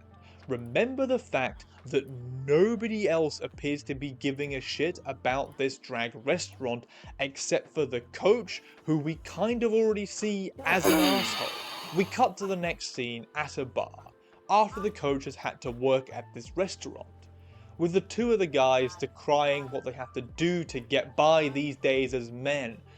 Yeah, wow, really suffering, I guess. Oof, having to dress up in drag to get a job. And they do a whole joke about how the coach says that getting treated like he did makes him appreciate the way he interacts with women a lot more. The handsiness of guys making him reconsider his own actions right before he just slaps the waitress on the ass. Oh, shit. Really makes you think about how you treat women. Thanks, babe. See, this is part of the wider problem that I mentioned just beforehand.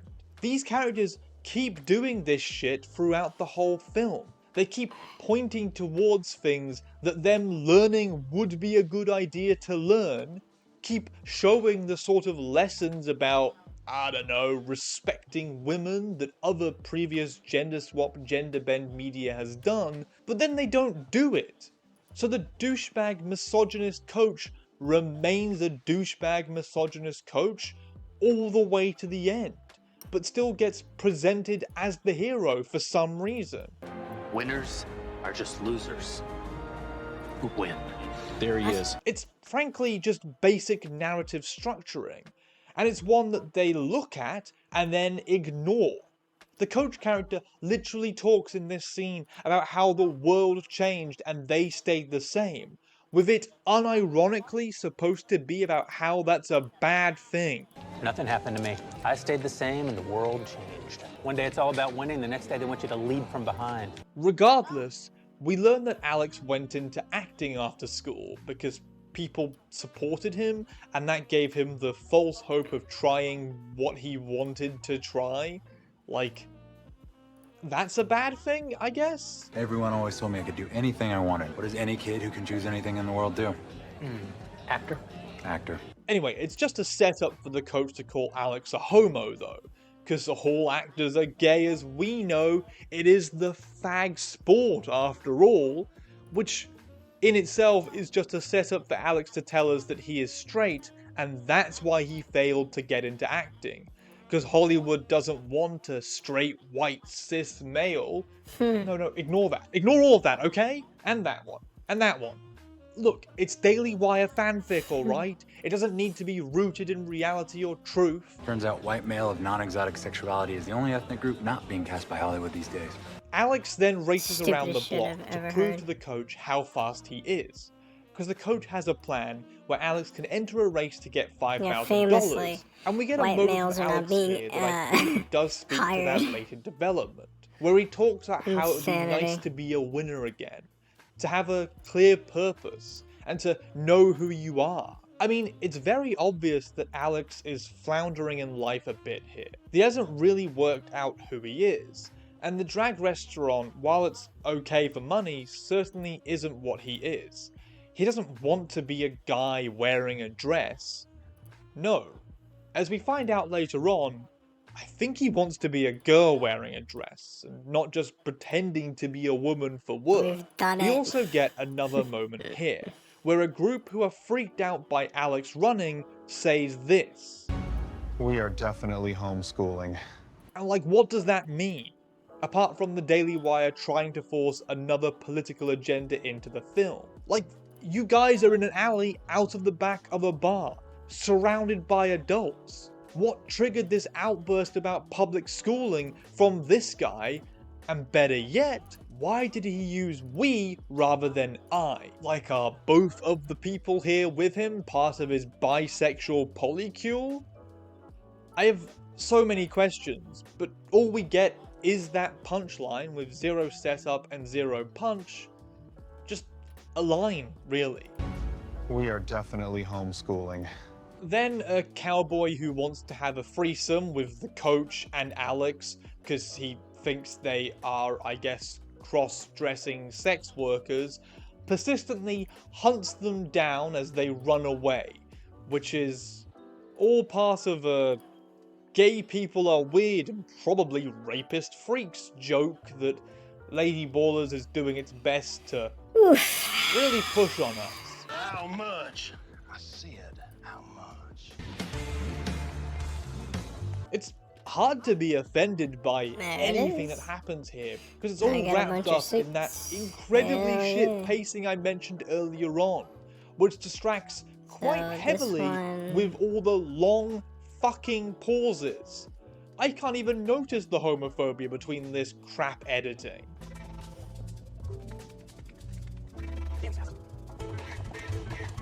We now jump to the register event for the race, because Lady Ballers just straight up skips the training montage that they sort of hinted at. The real crime of the film here, if you think about it. that Coach and Alex hit the first roadblock of the registry lady, who is wearing an impressive amount of trans and queer pins.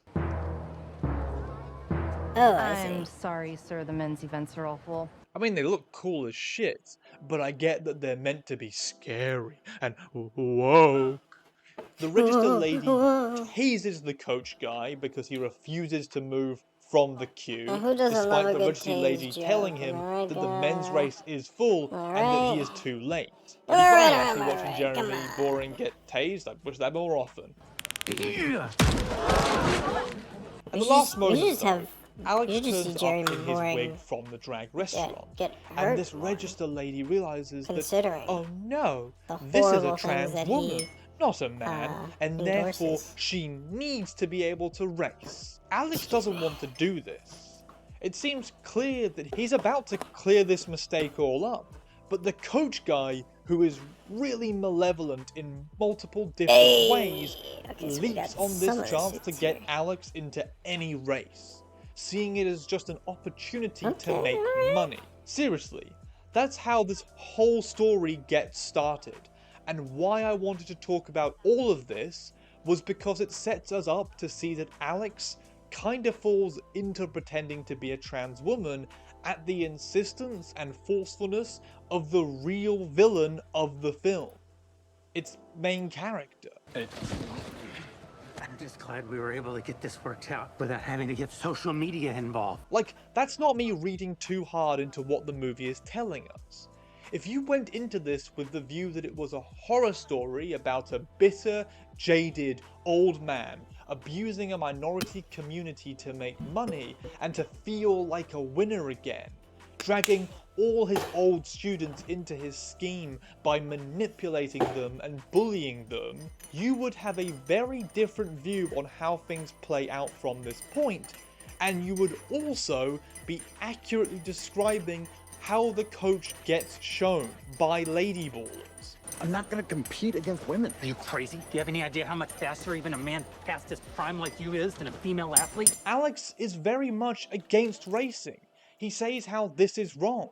He says how he has a penis and that means he can't be a woman, which the Coach then uses the gender education that his daughter got and passed on to the Coach to twist Alex into doing the race anyways, even getting physically abusive with him.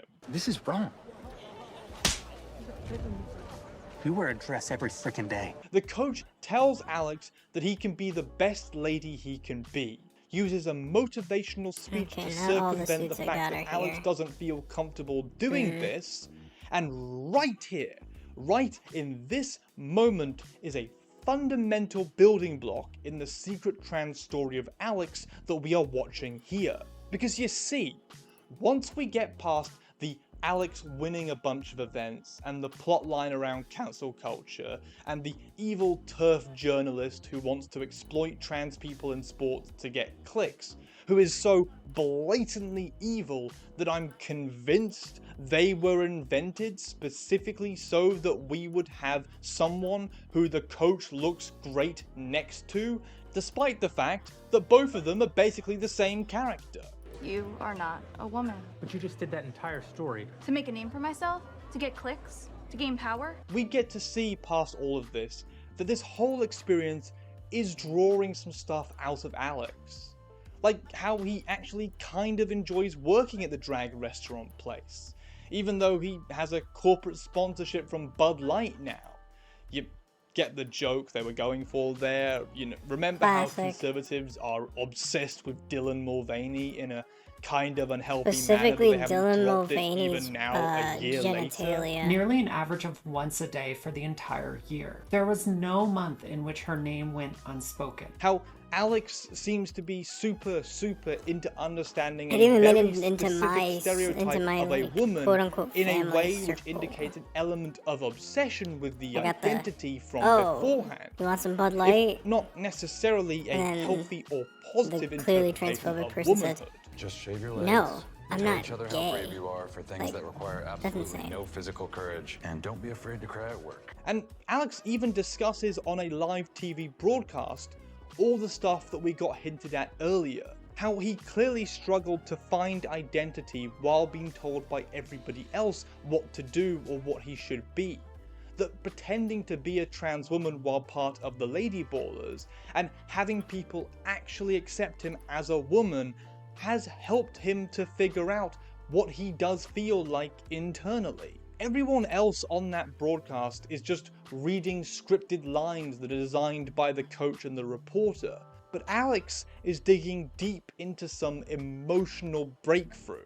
And I guess if I'm really being honest, I've never completely known myself or been known until now. Something which the film agrees with me on, even if we come to different conclusions about it, because I support trans people and their transitioning from whatever place it might come, and Lady Ballers is made by a bunch of transphobic fucks. Technical, and you shut the up, transphobic motherfucker! Still can't believe they wouldn't let Ben Shapiro really swear. Legitimately, after that scene, the coach approaches Alex and confronts him about the waterworks of that moment. And Alex tells us that this whole experience has opened up the world for him, that it has allowed him to exist in a way that he, or should I be saying she, has never really had the opportunity to in the past. All of which clearly seems to be worrying for the coach, and leads perfectly into our final scene. I feel like a brand new woman. Brand new man. What? The one in which Alex makes it clear that she is a trans woman, and that she is coming out. Right at the end, when the jig is already up for Lady Ballers, and the bottom of the coach's scam has finally fallen through.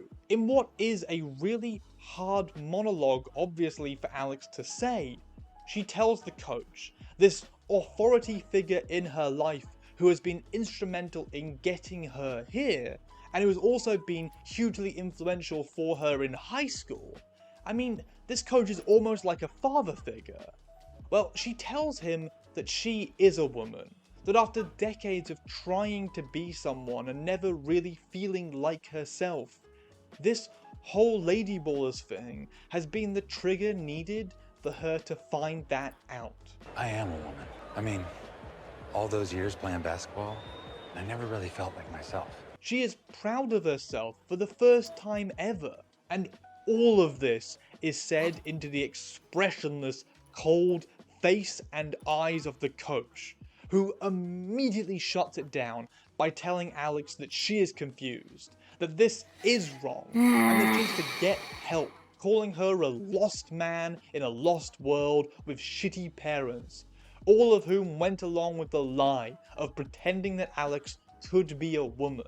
You're just a lost man in a lost world with shitty parents and a real shitty coach. You've all gone along with this lie instead of just hurting your feelings. Then, when Alex, who looks so close to breaking down, pushes back even a little bit against this patriarchal figure, this representation of the conservative man, the coach proceeds to punch her in the groin to prove the point before sending a message to a mysterious someone telling them that he needs their help.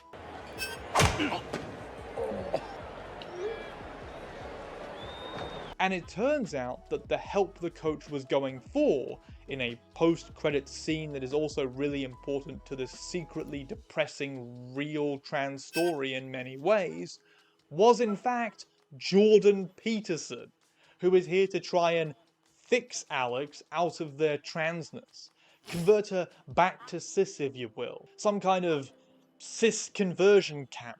And that's the end of the story. Jessica broke up with me and I had a good cry. And you shut the up, transphobic motherfucker! Now, you see all the elements laid out before us, or at least I hope you do. But let's do the work of putting this together to explain what I mean when I say that this is a very tragic and very real trans story at the heart of this shitty, bigoted, boring comedy. Alex is very clearly, from the plot of the film, someone who actually is a trans woman, or at least identifies as such. She has many elements that speak towards things that are recognizable in eggs from the trans community. Eggs being those trans people who have not come out yet, or who are still closeted. And while the way that Alex found of expressing herself, the things about femininity that she hyperfixated on, are not necessarily the most positive nor the most feminist view of women in the world, they do reflect the kind of thing that a person raised in a right-wing area and surrounded by right-wing conservative friends would pick up and internalize as being what it is to be a woman.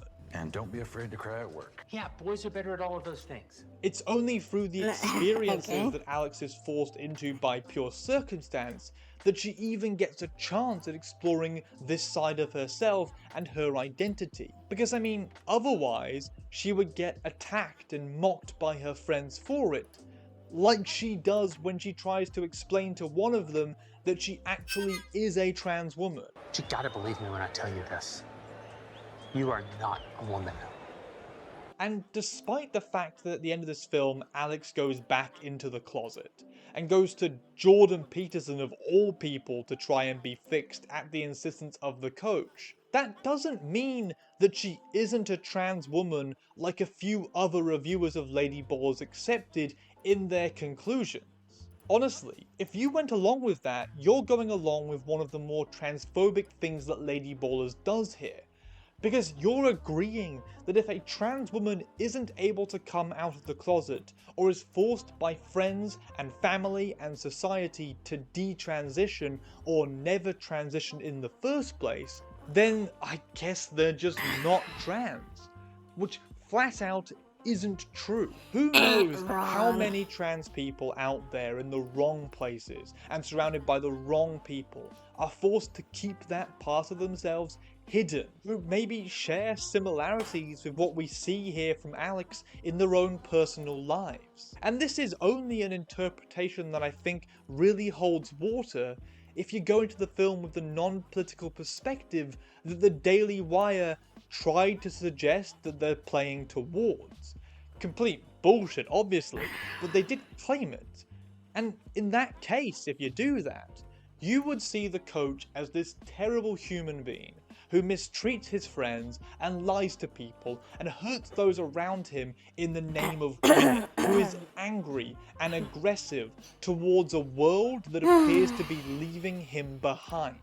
I hear Disney's gonna make the new Snow White a neurodivergent lesbian. I don't understand the world. Wasn't that long ago we were champions, winners. You would see the coach as not a reliable source of information, as not a reliable moral center, and in that perception, wouldn't you see the way that he treats Alex as cruel? As denying this friend who is opening up to him for the first time in ever?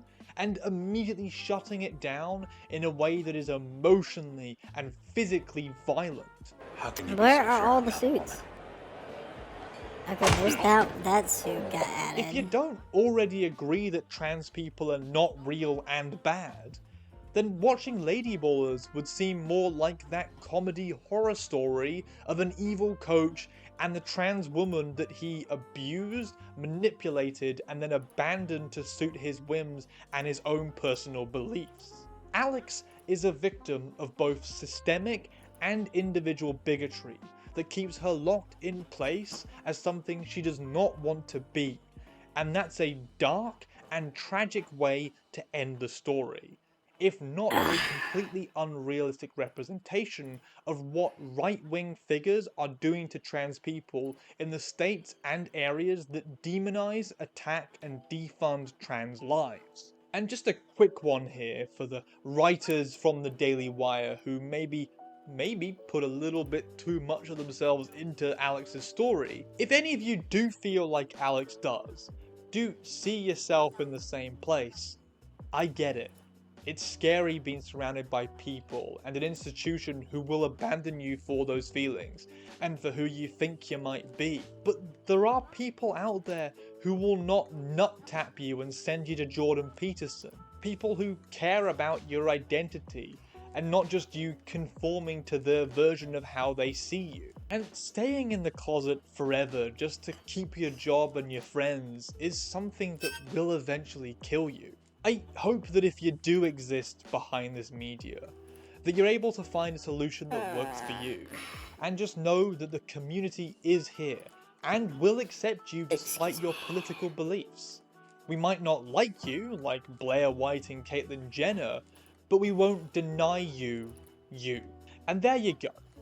There is the hidden trans arc at the center of this comedy. One that was certainly not intended to be taken the way that I have by the Daily Wire, but by pure virtue of the way that they fucked up the narrative and the characters, it very much lets you do it the way that I have done it.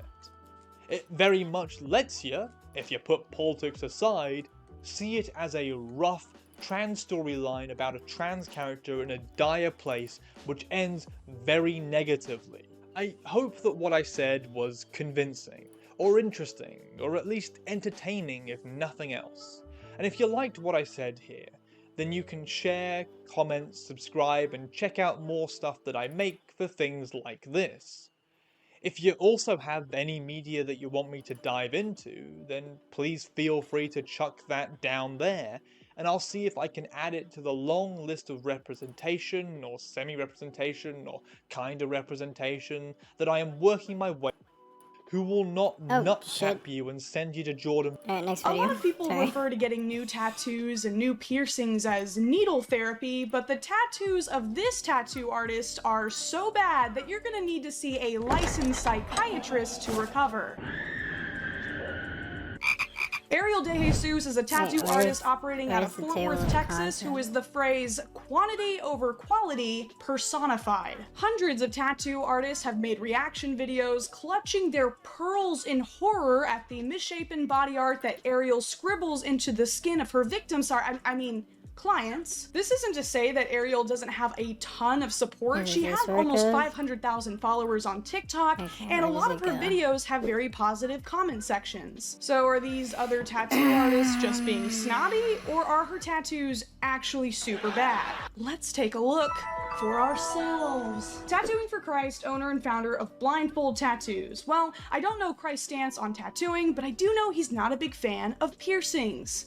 I have to say the name Blindfold Tattoo doesn't exactly inspire confidence in the tattoo artist's abilities. I may want the teenage cashier to be blindfolded when I go to purchase my Ultra Flow Super Gusher Absorption tampons, but I'd prefer my tattoo artist's eyes to be very wide open. But the reason Ariel named her shop Blindfold Tattoo is because she actually provides a very unique tattooing service. For a flat $100 rate, the client can book an appointment, tell Ariel the general area they want the tattoo in 3 words to describe it, and then Ariel will blindfold them and she will tattoo what she thinks is best for the client based on their description. Now, $100 is quite cheap for a tattoo, especially of the size that Ariel often does for her clients, but unlike the liver I bought off the dark web, which definitely belonged to an alcoholic, you get what you paid for.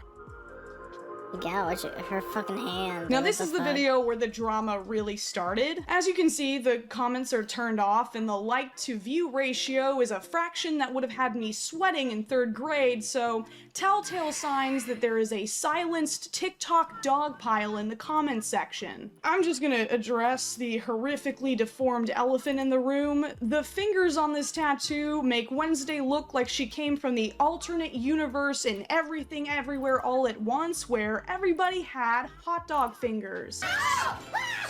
Aside from Ariel's preschool understanding of basic anatomy, there are a lot of severe problems with this tattoo. The line work is incredibly shaky and jagged. It looks like Ariel pounded back 3 Red Bulls before she started tattooing. It also looks like she attempted some cross-hatching for the shading and then just gave up. This is the quality of tattoo that I expect somebody's uncle to do in his garage with a tattoo gun he bought off of Amazon. Hey Rick, I was wanting to get that little Wednesday gal tattooed on me. You think you can do that? Yep. You know what she looks like, right? Maybe. What? I've seen one advertisement. I think I got the general idea. Okay. I've extracted the ink from all these ballpoint pens, so if you just take your pants down, we can get started. Rick, I didn't say where I wanted the tattoo.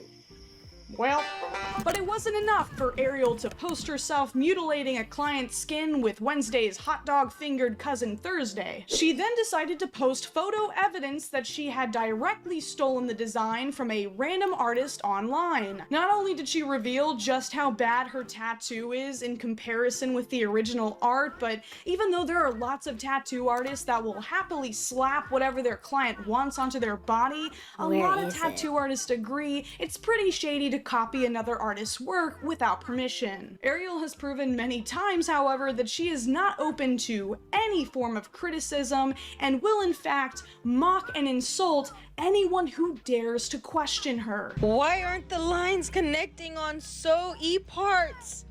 Why isn't this symmetrical? Where's the detail in the leaves? Why do the petals look uneven? Oh my god. Woman, chill. Yeah, for reference, this is the tattoo that the commenter was talking about. The biggest plot twist of all of this is that Ariel has been tattooing for over 11 years. Someone tattooing for this long should know better than to make these very basic mistakes, and I'm pretty sure Ariel does know better. People ask me, Ariel, do you rush? Yes, I do. Yes, I f***ing do. Ariel admits to rushing her clients' tattoos because, as she goes on to say, they're only paying $100, which means Ariel is likely capable of at least somewhat better quality, but she's actively choosing to make these ugly permanent mistakes on her clients' bodies instead. Another commenter was actually super polite. They just suggested that Ariel could charge slightly more and spend a little bit more time on her tattoos instead of rushing them for cheap. This commenter was also met with hatefulness and condescension. Nope. Nope. I will never go up on my prices. It'll always stay the same. I love you, Laura Taylor, but nope. Okay then. It's also very obvious that Ariel limits her comment sections and deletes almost every single negative comment she can find. As you can see for this $200 blindfold tattoo, even though the video has over 19,000 views, there's only 29 comments. The math ain't mathin', as the children say. Oh my god! I thought I was on a different site for a second. A site that Christ would not approve of. And here we can see Ariel's signature technique of scrawling her lines so quickly that they cross over each other and bleed into the body of the character. It literally looks like Sailor Moon has a botched mastectomy. Thoughts and prayers for her family in this trying time. She's gonna need some lotion for those elbows, and perhaps a surgeon. She has too many fingers on her. Do you remember your three subjects for this one right here? She has too many fingers on her hands. Even though the video has over 19,000 views, there's only 29 comments. The math ain't mathin', as the children say. Oh my god! I thought I was on a different site for a second. A site that Christ would not approve of. And here we can see Ariel's signature technique of scrawling her lines so quickly that they cross over each other and bleed into the body of the character. It literally 1, 2, 3. Oh, okay. I miscounted.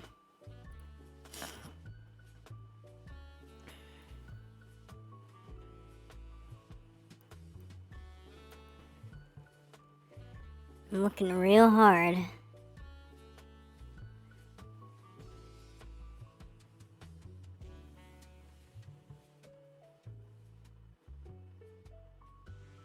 Oh, I see what happened.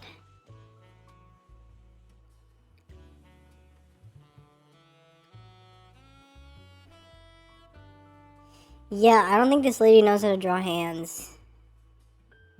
Last time I checked, you could just look at your hand. And I know you can't see it here. I'll move it. But if you look at her hand, right? And this is bugging me. But if you look at her hand, which finger is in front here? Which finger is in front?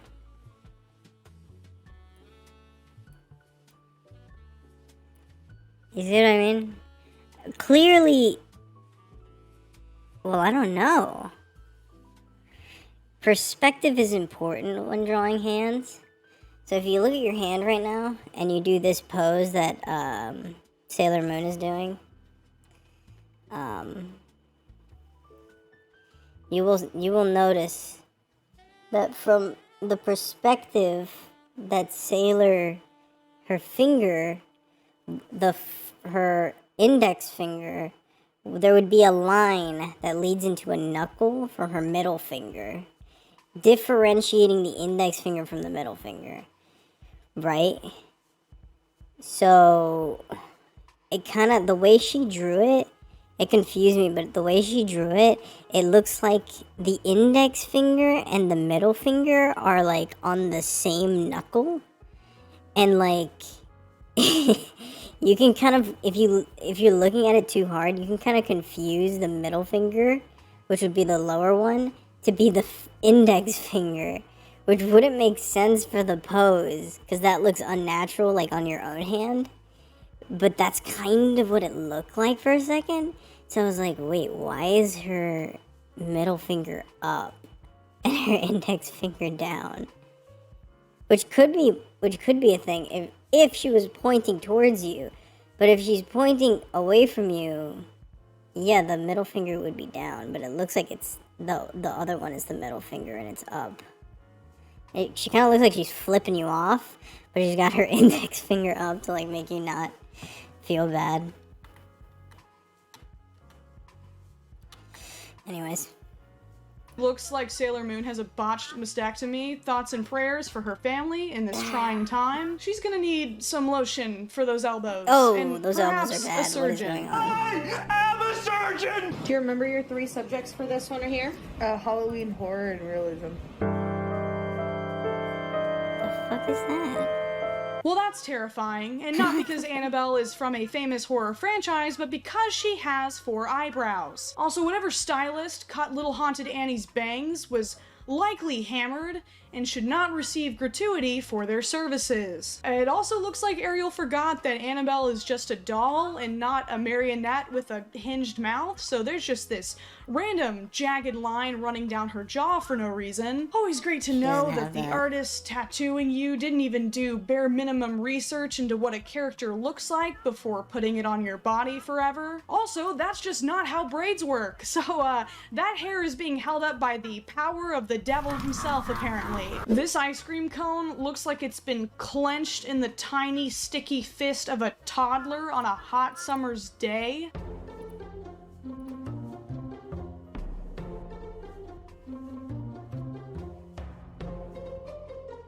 Do you remember the 3 subjects that you chose? Uh-huh. What were they?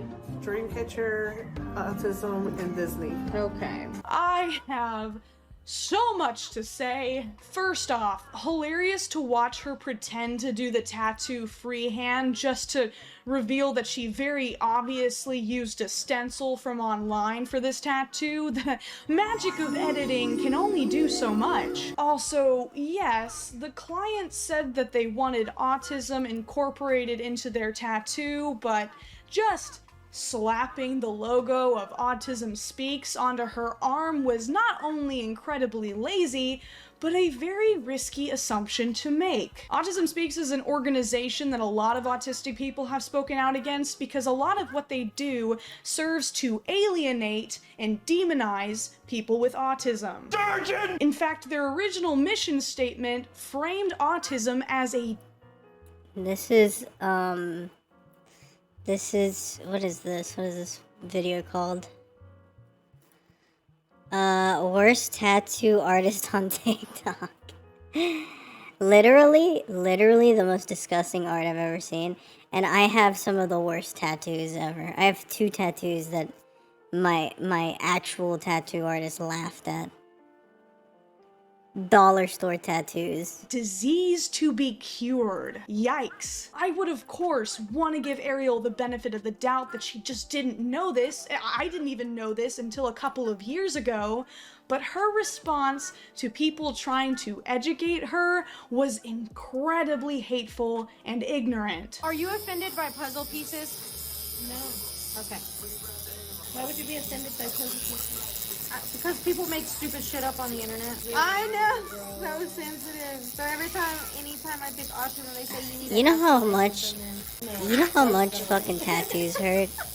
Now imagine getting a tattoo from somebody who's incompetent and doesn't actually care about like your pain. Frothing at the mouth over a puzzle piece. Did you not throw a hissy fit because people made fun of your sausage-fingered stolen tattoos? It is also so gross that she dragged a client into this. The client doesn't know that her artist has ulterior motives and is dragging her into a very sensitive ethics debate. She just suddenly has a very bizarre question thrown at her on camera, so Ariel can feel vindicated for tattooing the logo of an ableist organization permanently on someone's arm. The tattoo is also absolutely atrocious. There's already blowout on the tail, and the highlights don't make any sense. Like, where is the light source supposed to be? The autism mouse gets a 0 out of 10 for me. What are the 3 subjects that you chose? Animals, trippy, and watercolor. Oh my god! This has to be the worst one. Why would you post this? Where do I even begin? Did she get confused and put the blindfold on herself this time? Did she find inspiration for this piece? Oh, what the fuck is... Wait. What is going on with the wing? Why does the wing look like that? Those wings are not meant for this bird. I think she's fucking picking and choosing certain aspects of the tattoo. Those wings do not go with this bird.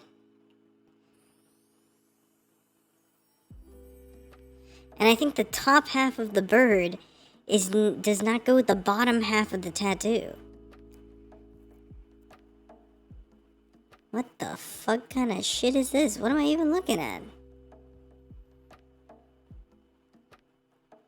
People really do be spending money for no reason. Just absolutely no reason.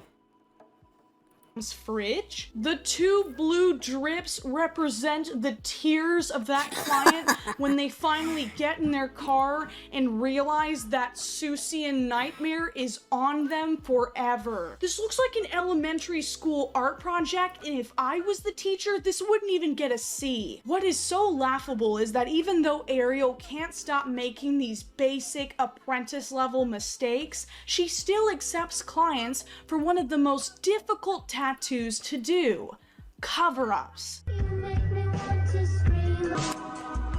What is that? So the thing with cover-up tattoos is a little bit complicated, but just bear with me. They're supposed to cover up the old tattoo. When a tattoo artist does a cover-up, they're not just slapping a new tattoo onto an old one. They're doing an intricate process where they try to line up the line work of the old tattoo with the new one so that the old tattoo is pretty much invisible by the time they're done. That little deer head can still be clearly seen. It is haunting the client's skin like a clingy X. Hey, you actually left one of your Squishmallows over at my place. I've totally moved on, but do you want to come over and get it, or...? Now this next cover-up is pretty atrocious because Ariel charged $500 for this one. From the Hello Kitty down. So this whole thing? Yeah. Okay.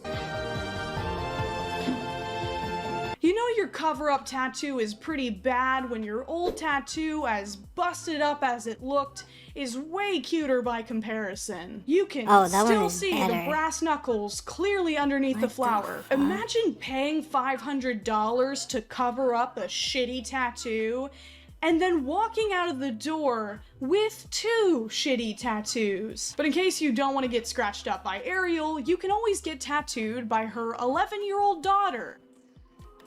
Excuse me? What the fuck? Why is the daughter low-key better that at... rose is so horribly blown out. It is going to be a scarred blob that's not in gonna... like 2 years. Oh, the I kid's just looked at the 11. She line. can barely hold the tattoo gun steady, so all of her lines are wiggly and uneven because, once again, she's 11. Don't get me wrong, an amazing little piece of art for an 11-year-old, but she's not uploading this to DeviantArt. She's permanently inking it into somebody's skin. Now, apparently this kid has all the required Insanity. licenses and training to tattoo legally in Texas, so everything is above board. But you have to ask, why not have a child tattoo apprentice use the countless products available that almost perfectly simulate human skin, instead of handing people over to her to be canvases for her to scribble on and scar? The only reason I can see why Ariel would do this is to draw more attention to her shop. Oh, look, it's a child prodigy tattoo artist who is practicing on human bodies long before she's ready. Ariel's tattoo work is only marginally better than her daughter's, so let's hope that if her daughter does pursue this as a career, that she gets someone else to teach her, or otherwise this duo is going to be the cause of a lot of tattoo cover-ups in the next few years. As you've probably already guessed, if you've made it this far into the video, Ariel has also been caught stealing from other tattoo artists multiple times. And this makes sense if you watch her videos. A lot of the stencils that she uses seem to be at a much higher level of artistic ability than her tattooing skills are able to capture. I mean, in this video, you can literally see the arm hair of the person who she's stealing the tattoo off of on the stencil. I'm surprised Ariel didn't include the little hairs on accident during... You know how you know you found a good tattoo artist? A good tattoo artist goes through the trouble of putting it, and I know this because my current tattoo, best tattoo on me right now, biggest tattoo on me, that's why I got it. That's why I spent all that money. Because I was tired of looking at the shitty ones. I was like, no, just give me the biggest one and make it good. Literally the ones I have before that one faded to hell because they were done in somebody's house. It's garbage. It's completely garbage. Basically, though, when a tattoo artist shows you the vector art of the tattoo, that is when you know you've got a good artist. Now, of course, that's not a complete moniker, but if you're like me and you've been in graphic design or just art, or, you know, this is just internet art or whatever, computer art, digital art, sorry. You know that vector drawings are the best for zooming in. And that is an important feature that you want your tattoo artist to have. The ability to zoom in on an image without it being blurry or pixelated. That's what vector art's for. Vector art can be scaled to any size. You can zoom in, zoom in, zoom in, zoom in, and the line will be the same pixel amount. That's just how vector lines or vector art works. It's like a PDF. You know when you zoom in on a PDF file, it automatically changes the resolution of the file so you can always see the image perfectly, rather than in a PNG where it is just a picture, and when you zoom in it will get blurry the closer you get. That's not what happens in vector art. So my artist, for my sleeve, my sleeve tattoo, had an iPad with the vector art on it, and at any point in time during the tattoo, he had that thing right next to him at all times, zooming in, zooming out, looking at the big picture, looking at the tattoo on my arm, zooming in, zooming out, looking at the tattoo. And he does this a lot. He does this for every tattoo. He posts his vector art of the tattoos. The thing is that he does characters. He actually goes in and does vector art of like anime characters. You know how difficult that is? You know how difficult it is to use a vector art program? I hate Illustrator so much, but it is the vector art program. For anything having to do with graphic design, you have to use an application like Illustrator. You can use things like Photoshop for basic pictures, but if you want PDFs, if you want files that can be sized up in resolution, like adaptive files that can be, the resolution changes the closer you get to it, you need vector and you need PDF. Every single time. If I have a client and my client wants a logo, alright? I make that logo in vector art, right? Because if you make it in anything else, you cannot size up the logo.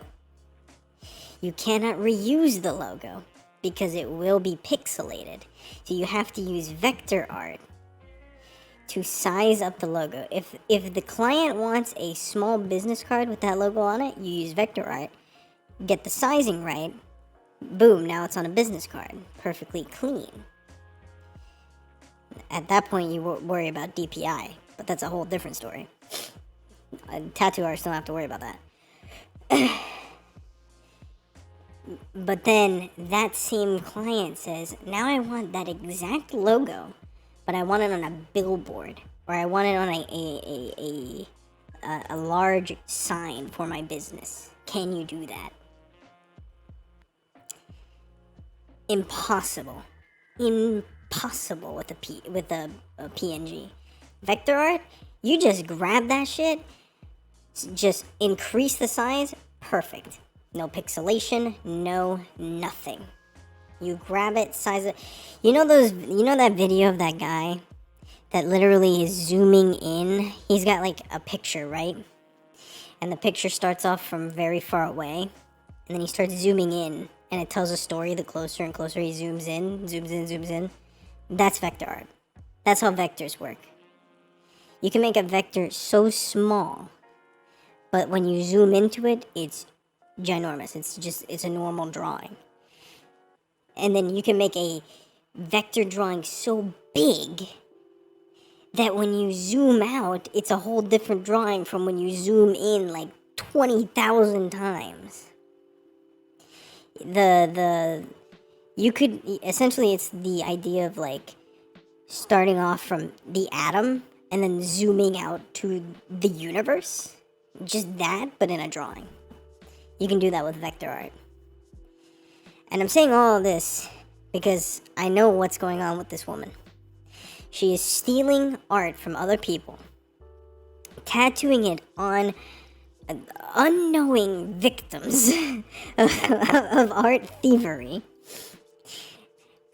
And the reason they come out like shit is because she cannot zoom in onto the picture to get the finer details. So however fuzzy the photo is, however shaky the person took the photo, that's how it's going to be. That's how it is going to be. It will be fuzzy, it will be shaky, it will be pixely.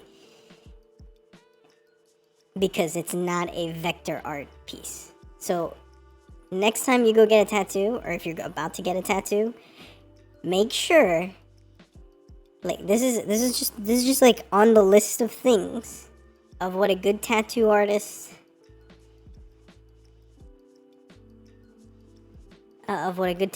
needs. They have to fucking pull out the iPad or be next to a computer, it doesn't matter.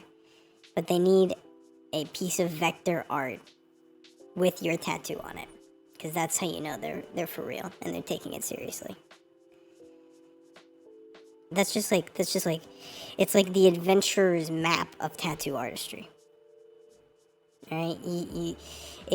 For tattoo artists, that is literally the map. You follow the map and you finish the tattoo and then you're done. No other field of art do you need such a thing. just tattoos. And that's why this woman has a problem. Because she's stealing fuzzy, pixelated art from people's actual arms and saying, okay, well, I'm going to take this picture of somebody's arm, put it on somebody else's arm, and then pray that it doesn't get more distorted than it already is. Because when you get okay, so here's the thing, right? My tattoo artist, he does the vector, right? But he puts in the template of where the tattoo's gonna go. If it's going on the chest, easy. You don't even have to do a template. Big open space, barely any curves. It's going on an arm, you will see a template of the arm. He will not curve the image. The image does not curve. There's just a template. And he assesses in his own mind how that curves. And that is something that he has to do. Just from years of experience. That's a good artist. That's a guy that knows what he's doing. That's a guy that deserves my money. Because now I have this beautiful tattoo of one of my favorite concepts of all time. A D&D campaign with one of my favorite ideas for a D&D campaign. And I love it. I love looking at it. Every time I go to the gym, I look at it in the mirror and I'm like, this is fucking sick. I love this.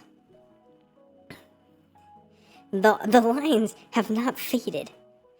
It barely scabbed. And it is a little, there is scar tissue, but it's not faded scar tissue like the ones on my hands. It's completely garbage, and I want to get the ones on my hands removed. And I can't. It would probably take like one session to get them removed because they're really faded. Anyways, we're gonna finish this video and I'm gonna go to bed because I can't fucking figure out how this Spider-Man bullshit works.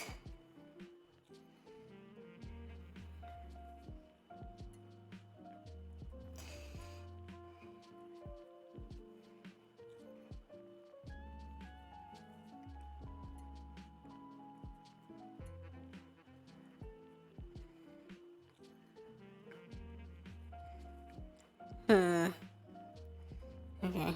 The 15 minutes she probably spent on this tattoo. We also know that Ariel has a very active Pinterest account, and not because she's on the hunt for those casserole recipes. This TikTok user was able to find 3 different tattoos that Ariel directly stole off of Pinterest, almost line for line, except it's kind of hard to tell because hers looks so much worse. Now, I've seen comments saying that Ariel doesn't deserve this level of criticism because a lot of her clients appear to be very happy at the end of her videos. They're not. They're coping. They're coping. Let's cope. This really doesn't mean much to me, though. I mean, they're on camera. Even I said that at the end of my shitty saying, first "Do you love tattoo. it? Do you love it? Yeah, exactly. Do you love it?" Over and over again. So it could just be that they feel too much pressure and nervousness to say anything. But I will give credit where it's due. She offers very affordable prices and she is very transparent about what her tattoos look like, no matter how bad that is. While I will not be getting a blindfold tattoo from Ariel anytime soon, I don't think it's a good idea to comment or interact with her page. It seems like any criticism, no matter how well-meaning, is just deleted or ignored. In fact, in a live stream, Ariel showed that she is very proud of how upset she's made people because of her tattoos. I'm just saying it's a f***ing proven fact that I am the most relevant tattoo artist in the industry right now, so why would they give their attention to anyone? So my suggestion would be, don't interact. You're just feeding into an endless pit of attention-seeking behavior. Regardless of what anyone thinks, Ariel is just gonna keep doing what she's doing, and she is going to have no end of clients lining up to get scratched by her. Thankfully though, all my tattoos look pretty amazing, like this one. Shit. Hey, I got the fucking thing to work. Hell yeah.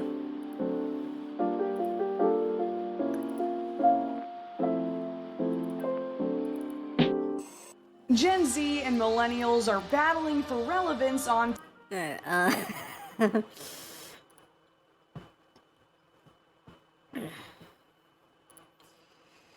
Alright. That's gonna be it from me. I'm just gonna do a few things here. Just check out the Falcon thing. Mods library.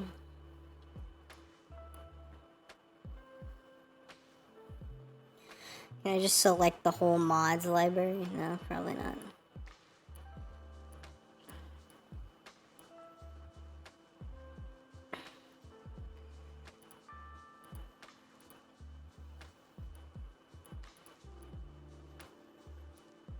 Oh, you can't mass select? Yeah, great, dude. I love that.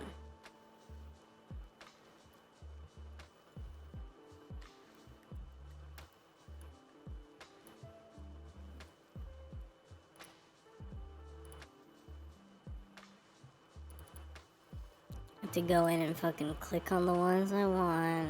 And,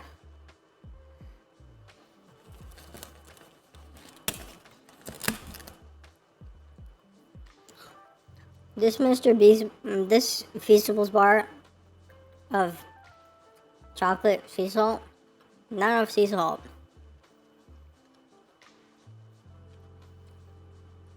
Where's the sea salt, Mr. Beast? Where is it?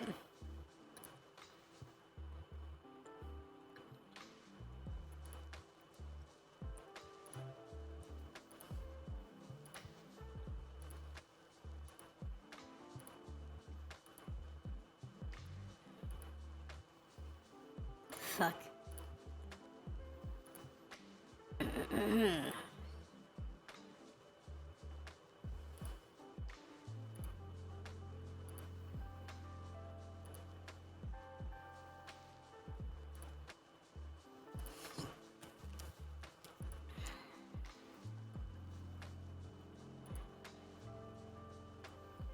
Oh.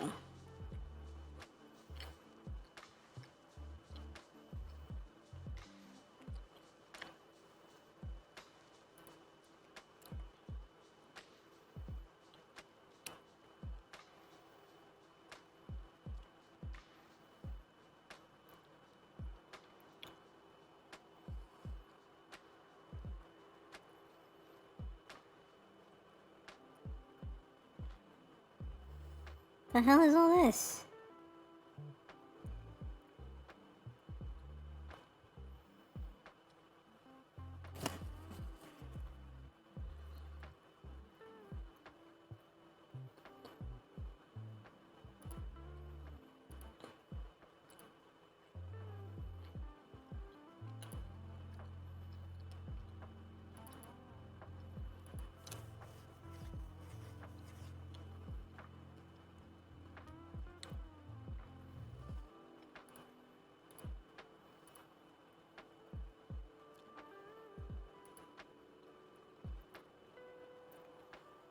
Oh, I'm out of chocolate. It's a sad day indeed. Velocity. What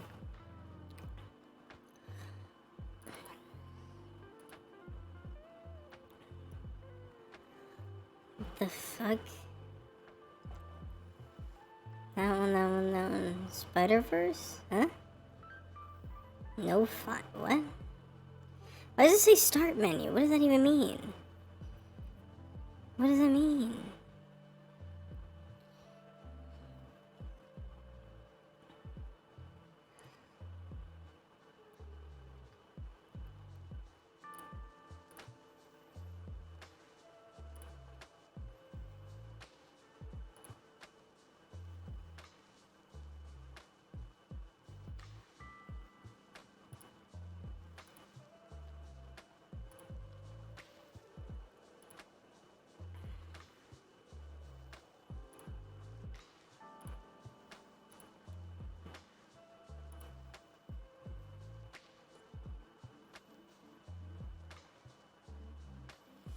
Okay, this is something I have to do later. Anyways, I gotta go. I gotta go.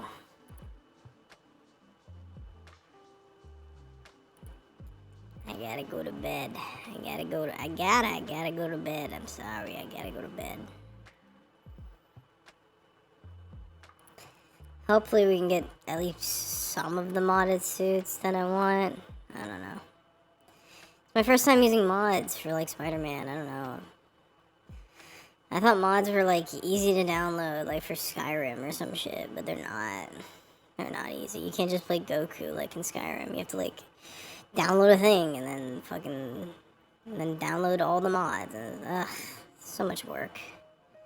I just want to be Hatsune Miku in the Spider-Man video game. Hatsune Miku. Alright. Thank you for watching. I appreciate your viewership.